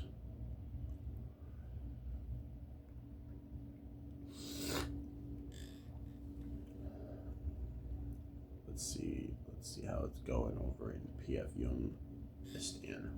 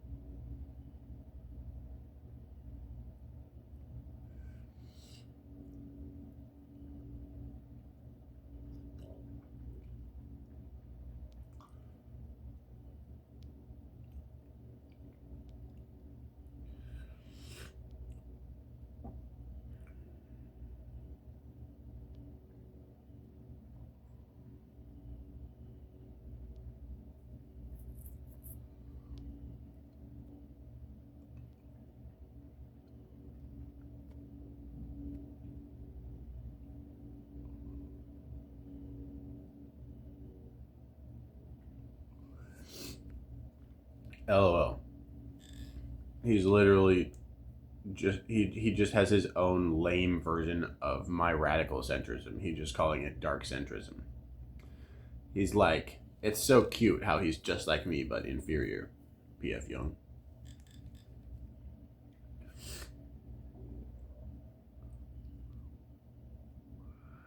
At least I know I'm in the right place.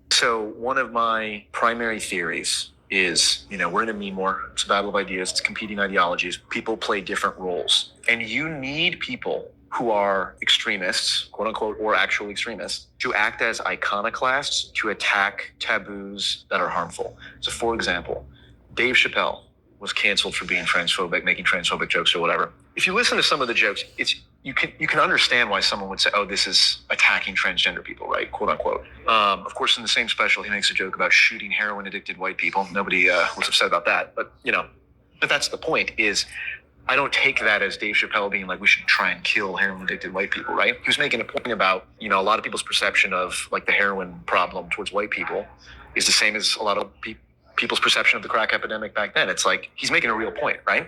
And so when Dave Chappelle makes jokes about like transgender people, what he's doing is he's attacking the sacred cow that the left has set up for transgender people. These people are different from you and I. They can't be, like, disabled people can be made fun of, racists can be made fun of, all these different people can be made fun of, but you can't make fun of these people, right? And they have a sacred status. And so by attacking that status, you're actually showing like, no, these people are just like you and I. They're human, right? And that's what just happened when I was challenging her on DEI. I was attacking DEI. Yeah. Right. And it was sacred.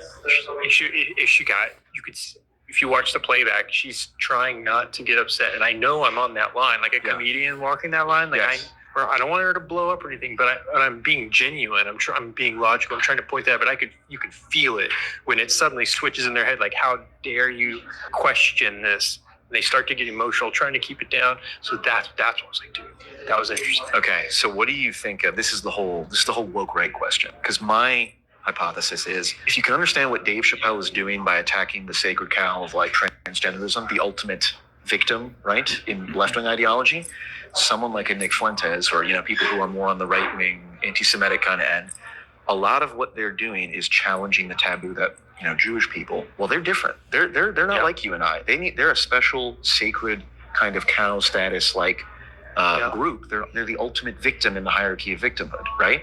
And they need to be protected. And it's like, well, to me, that's the real woke right. Other people saying like, well, we need to fight anti-Semitism at all standards. It's like true, like in the same way that we need to fight genuine transphobia, because there are people who would take it further than like a Dave Chappelle. Anything can go too far when it starts to go beyond like the logical explanation. That's like the first principles we have, and then we defend those first principles with logic. So I was just in the hotel room. I saw Piers Morgan's interview yesterday, and they're in Israel interviewing like a rabbi, somebody, and he's saying he makes clear as day the argument that one Jewish life is worth, he argues, 1 million Palestinian lives. Sounds like you're saying one Jewish life is worth hundreds or thousands of Palestinian lives. Not million. One Jewish life, it's 10 million, okay? That just sounds racist. Yes, I know.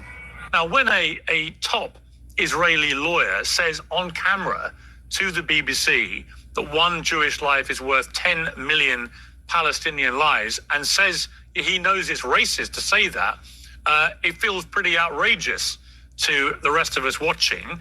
Were you outraged by what he said, or did you agree with him? It's an expression that I did not use, so you should ask him about it, and I am responsible for my expressions. It's gotten to a point where we're like, that's a break. That's going beyond those first principles. And like, you should be able to, that needs to be pushed against it. But Nick was freaking ahead of the curve on that, like way early on. And when I first encountered his stuff, I was like, this dude. But then talking to him for an hour and a half, I was like, it wasn't what I expected at all. Yeah. And you see him dialing back because he was doing what you're describing, I think. Yeah, the iconoclasm. And it was largely a performance, and he's acknowledging that and saying, but now it's not even funny. Like a comedian. Yeah, right. It's not funny anymore. People exactly. coming.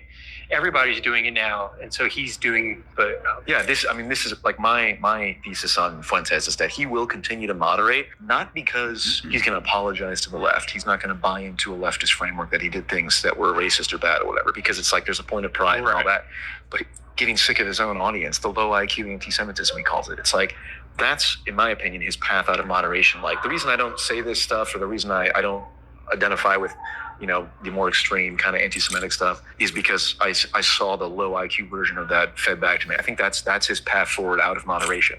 And that's what I think should be encouraged, which is the whole point of, like, a lot of the people who are like, well, free speech and, we need to platform many different debates, all that. It's like, they just seem to have this sort of, what I see with the woke left when it comes to like trans people or black people or whatever. I see a lot of people on the right being like, Fuentes is literally a Nazi, he's literally Hitler. And it's like, just because he's making a lot of jokes and also, like overgeneralizing, just being very rough, he is fulfilling a function, which is to attack that taboo, which actually does create a sense of otherizing between regular people and Jewish people and non-Jewish people. Like, oh, we can make fun of any other race, but not that. And it's just like, that's not good. Then it feeds into the whole, question about Israel was like a straight up political incentive to, well, if we bring up the Holocaust and people, we won't criticize Israel anymore. And, again, everything's nuanced, because like, if you run into someone who's constantly talking about Israel and the Jews, it is actually a fair heuristic to be like, maybe this person's not all 100% correct. Yeah. The same way if someone brings up like black crime statistics or race and IQ, that is if what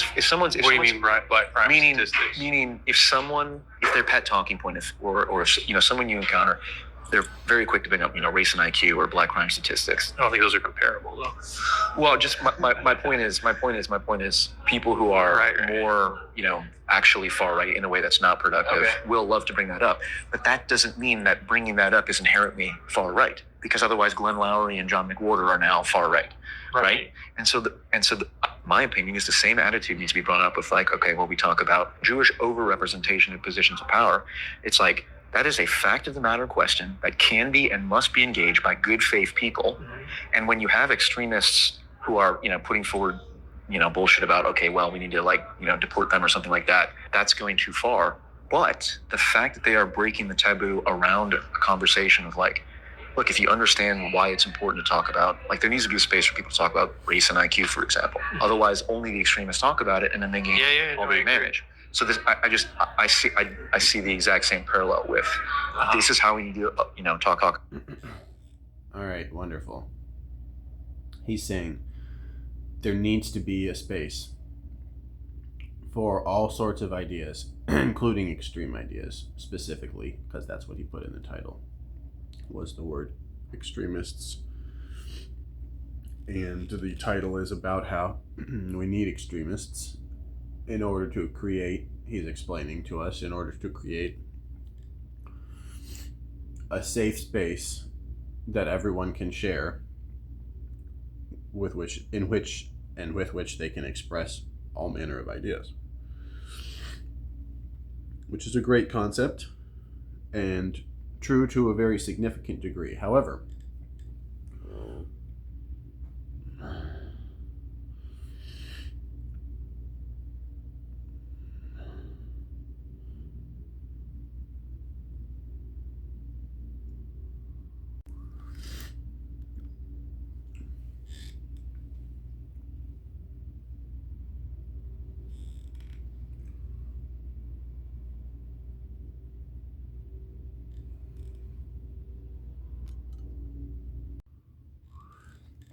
so P.F. Jung is saying that we need the extremists and their extreme rhetoric to create a safe space for all of us to express all manner of ideas in. And that's very true, not completely true, not true in an absolute way, and that's very important, all right, because it's the part of this that he's not sufficiently correct about. Because unfortunately, it's not enough to simply create a free exchange of ideas. Because some speech, some ways of speaking, some substance of speech is falls into the category of speech that creates or is likely to create or makes substantially more likely violence. And there's a reasonable line to be drawn. You can simply say it should not be legal. And this is very important. P.F. Young needs to be able to articulate, in order for P.F. Young to reach his full potential and level up as a radical centrist, he needs to be able to articulate, if he wants to be able to sell people on his vision, he needs to be able to articulate the other side of the proper radical centrist position on free speech, which is that, yes, we need the safe space, the free exchange of ideas, of all manner of ideas, including and especially the extreme ideas. But only the safe, good faith expressions of ideas can be allowed in that safe space. So if you're expressing a desire to hurt another person, or if you're expressing pleasure over the thought of, or the fact of, or both, of another person or persons being harmed, if you're wishing for the death of a person, if you're celebrating the death of a person, wishing for harming a person, celebrating the harming of a person, etc., anything like that should not be legal. It should be criminalized, and it should be criminalized the way everything else is, where at first you get small punishments and it's progressively more if you refuse to follow the law. And of course, there should be severity and all of that. There should be many factors. But the line should fundamentally be that you may not wish for the harming of another person, and you may not celebrate the harming of another person. Within reason, of course. We can hold people to that standard, at least for how they treat humans and identifiable animals. Again, within reason. I'm not saying we shouldn't eat animals or anything like that, but we could at least treat them well before we do eat them. Just like we should be treating each other well, even though so far we're very tragically mortal. Anything else is a surrender to nihilism, which is totally disgusting and unacceptable. The point here is that P.F. Young needs to get on my level and condemn people who use the excuse of freedom of speech to wish for and celebrate the death or bodily harm of other people. Thank you very much for your attention to this matter. This has been your loving monarch speaking to you. Have a nice evening.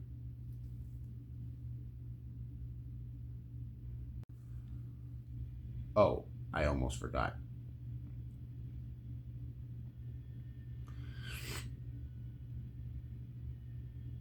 P.F. Young's half-baked articulation of the radical centrist, correct radical centrist position on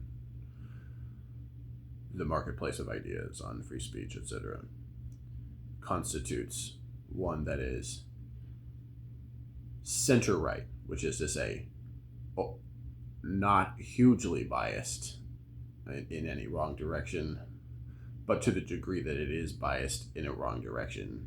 And to be sure, to be very clear, it is biased in a wrong direction. That wrong direction just so happens to be that his articulation is too right-wing. In other words, too liberal. Again, thank you for your attention to this matter.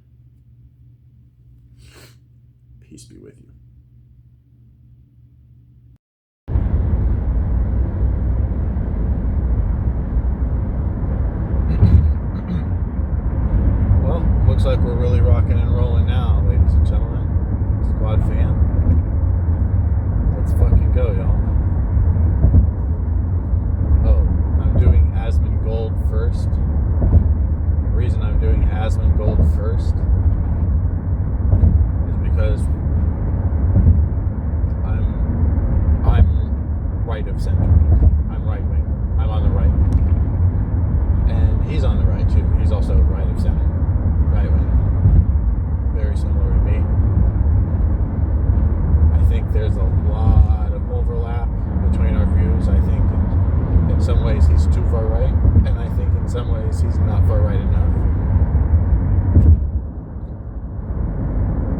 example, when it comes to generally killing people,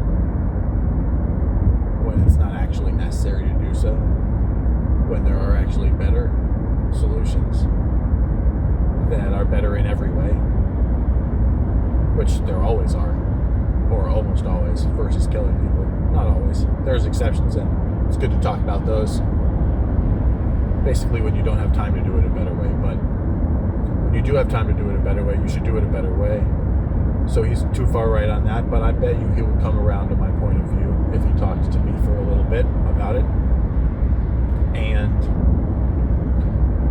then, like, and to the degree that I think, you know, he should be more far right, I'm sure that he probably just hasn't articulated this viewpoint yet, so probably he doesn't even disagree with this, but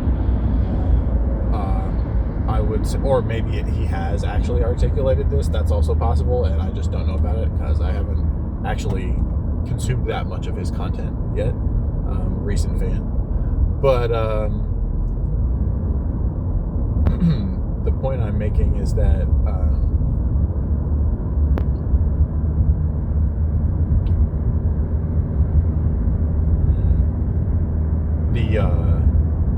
basically democracy is trash, and we need monarchy. We need to have a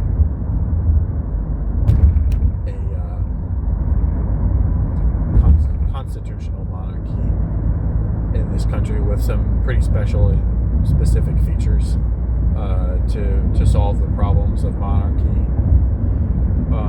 But the problems of monarchy, in my view, are simply much less than the problems of democracy. So hopefully Asmongold would agree with all those things. I don't really think that he wouldn't. So I guess we'll find out in time. But that's just a brief explanation of where I stand in relation to him, philosophically and politically, just on a couple of key points. You know, it's not a complete picture, but it gives you something to work with, just to start. And basically, it would be a great pleasure to have a conversation with him one day, because I feel like there's something like 99.99% overlap there. But it would be really interesting to see what he doesn't actually agree with, or what I can move him on and what I can't, type thing. So that's interesting. But let's see what he has to say about this 5-star wanted rating guy in real life guy. I haven't seen this yet. That's why I'm watching it. Let's get a flavor of the old Asmon here after that brief but lengthy introduction. You trying to shoot a cop? That's what it is. Instantly get a 5-star wanted level. Let me guess you. That was my first guess too. I was like, how do you do that? Well, you either shoot. I didn't think try to shoot a cop though. I thought like, okay, this person shot a cop or shot at a cop, or at least like tried to kill a cop in some way. Did something on purpose that could have easily killed a cop. Bare minimum. That was my and what I was thinking in my head was like, that person probably shot a cop, or at least shot at one. Trying to shoot a cop. That's what it is. That's a bad boy. All right, let's get it. Stone Cold Steve Austin in the background. What's your name? I don't really have to give you that information. I'm sure you don't have to give that information, mister. If you don't identify yourself, you're going to go to jail. I'm going to identify you there. Do you understand? Okay, well, it's Bud. You understand? Yes, sir, it's Bud. What I said about people with face tattoos, they just never make good decisions. They always make bad decisions. They never make good decisions. It's always the bad decisions they make. You guys ever notice that? I don't got no problem with something. Because right now you're saying, what? We got a report you've been jumping in and out of traffic. That's bull. I thought the curve. The hell is that guy doing? That's bullshit. I fell off the curb trying to run away. And I like how he tried to fake them in one direction, then he ran the other way. Yeah, I'm not a cop. can't pay me enough. I gotta run his ass down. Yeah, I've been in a Hobby Lobby in the Ross. Dressed for less. There he is. Where's he going? Uh-oh. Gotta head him off. He's trying to go inside the CVS now. I got him right here. I got him.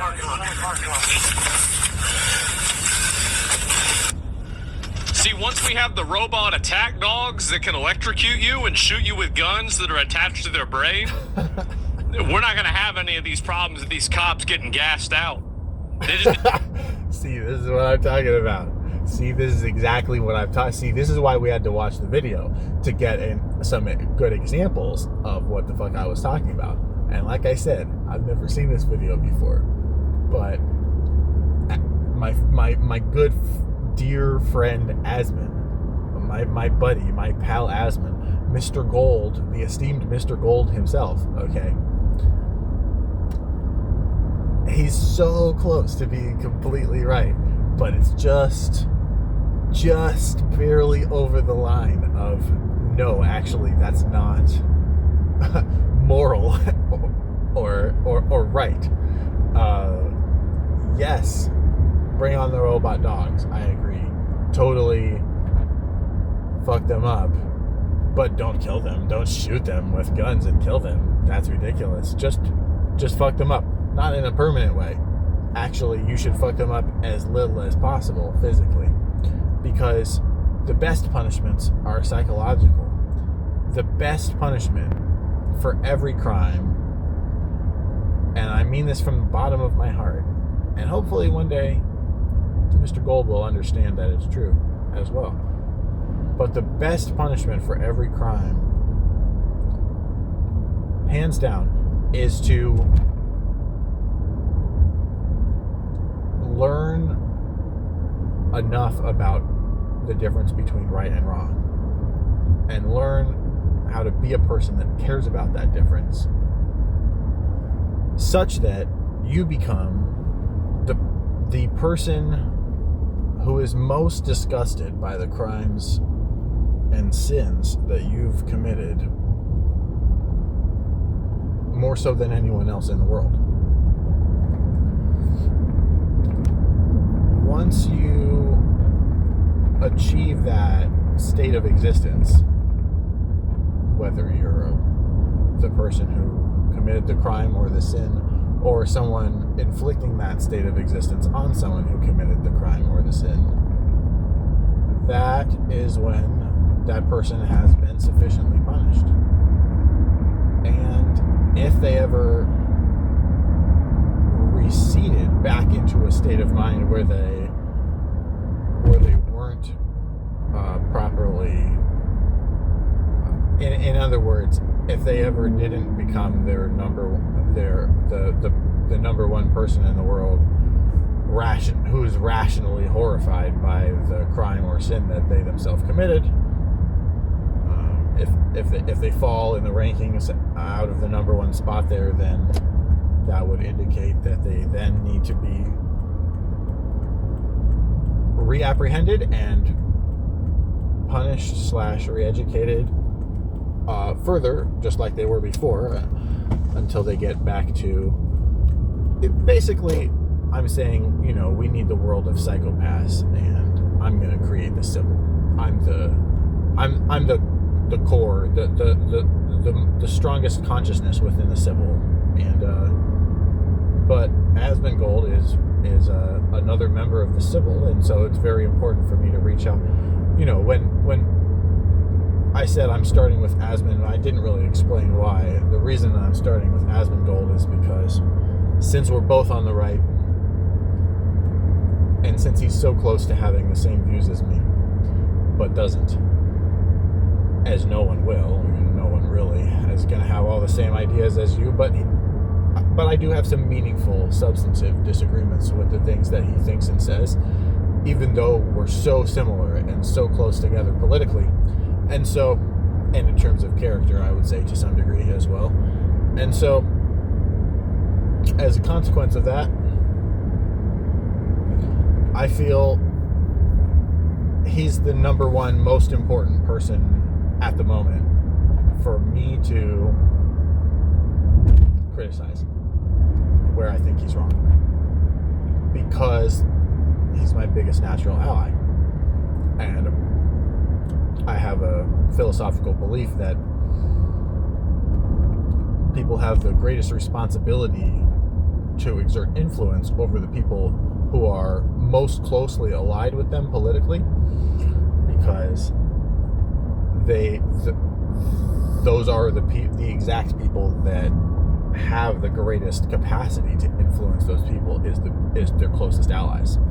So obviously, therefore, the greatest responsibility of any person as to who they should influence is to improve the opinions of the people who already agree with them the most. But that's not to say that everyone else isn't important and that changing everyone else's mind isn't important as well. It's just about who comes first, and you have to decide somehow. So that's how you do it. It's the closest person to you. And right now, from the biggest creators that exist, and honestly the small ones too, probably, that I've seen, Asmongold is the closest to me, politically.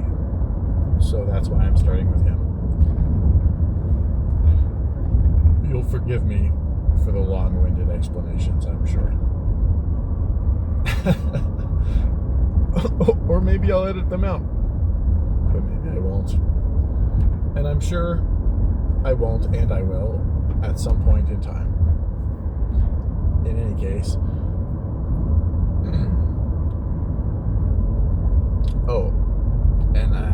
So I'm starting with a right-wing person, and then I'm going to move to a left-wing person.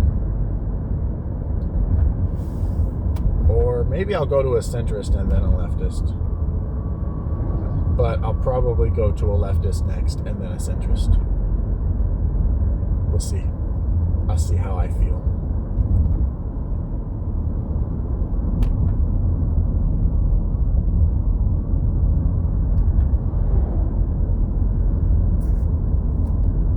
I'm gonna send in the dogs. Give me robot dogs. You're gonna get tased. That's right. Get his ass. Get his ass. Get him. Get him. Oh, he line of sighted. That's smart. Okay. He's headed toward Lisbon. Okay. Now what? He's in the Christmas match spot. Get his ass. Try going to spot. He's gonna stick out right there. It'd be easy.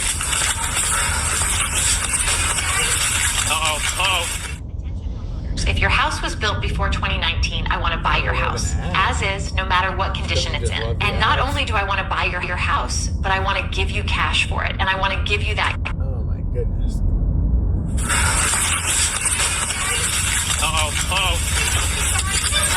He's in where? He's hiding in the dressing room? Back entrance? God damn, what a weirdo. What the hell's wrong with him? Police department. Checking the back. Did he run down this way? No. Okay. I'll check here real quick. Clear. Survivor within. He's probably in here. Open the door.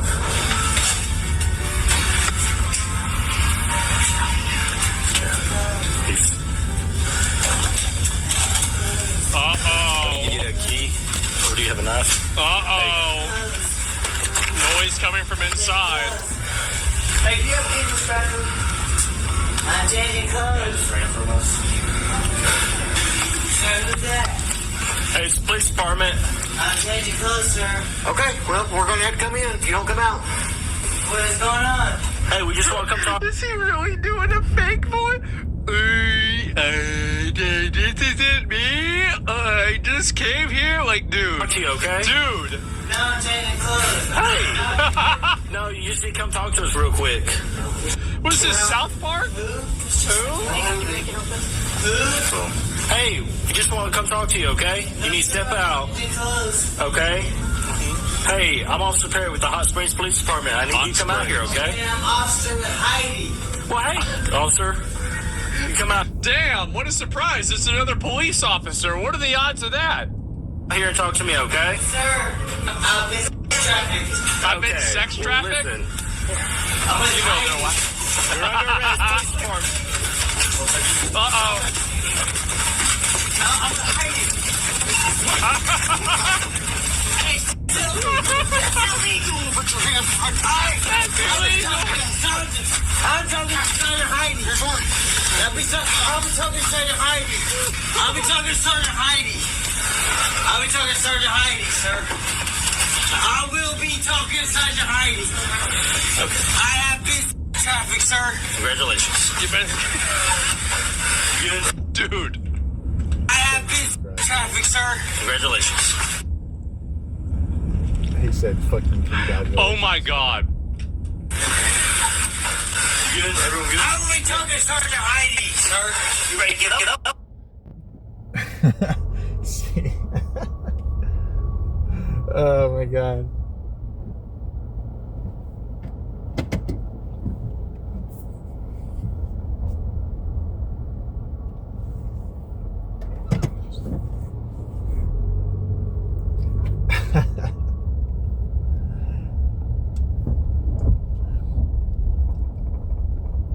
It's the world's most understandable thing to say that as a cop, but you cannot say that as a cop.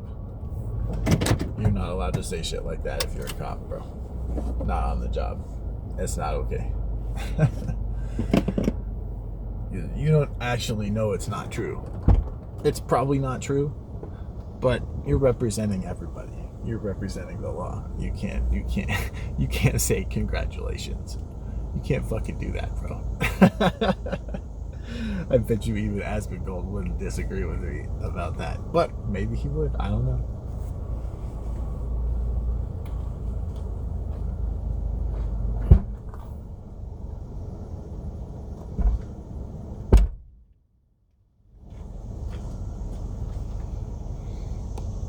All right. That's all for Mr. Gold, for my good friend Asmon. We're gonna cut it short right here for convenience.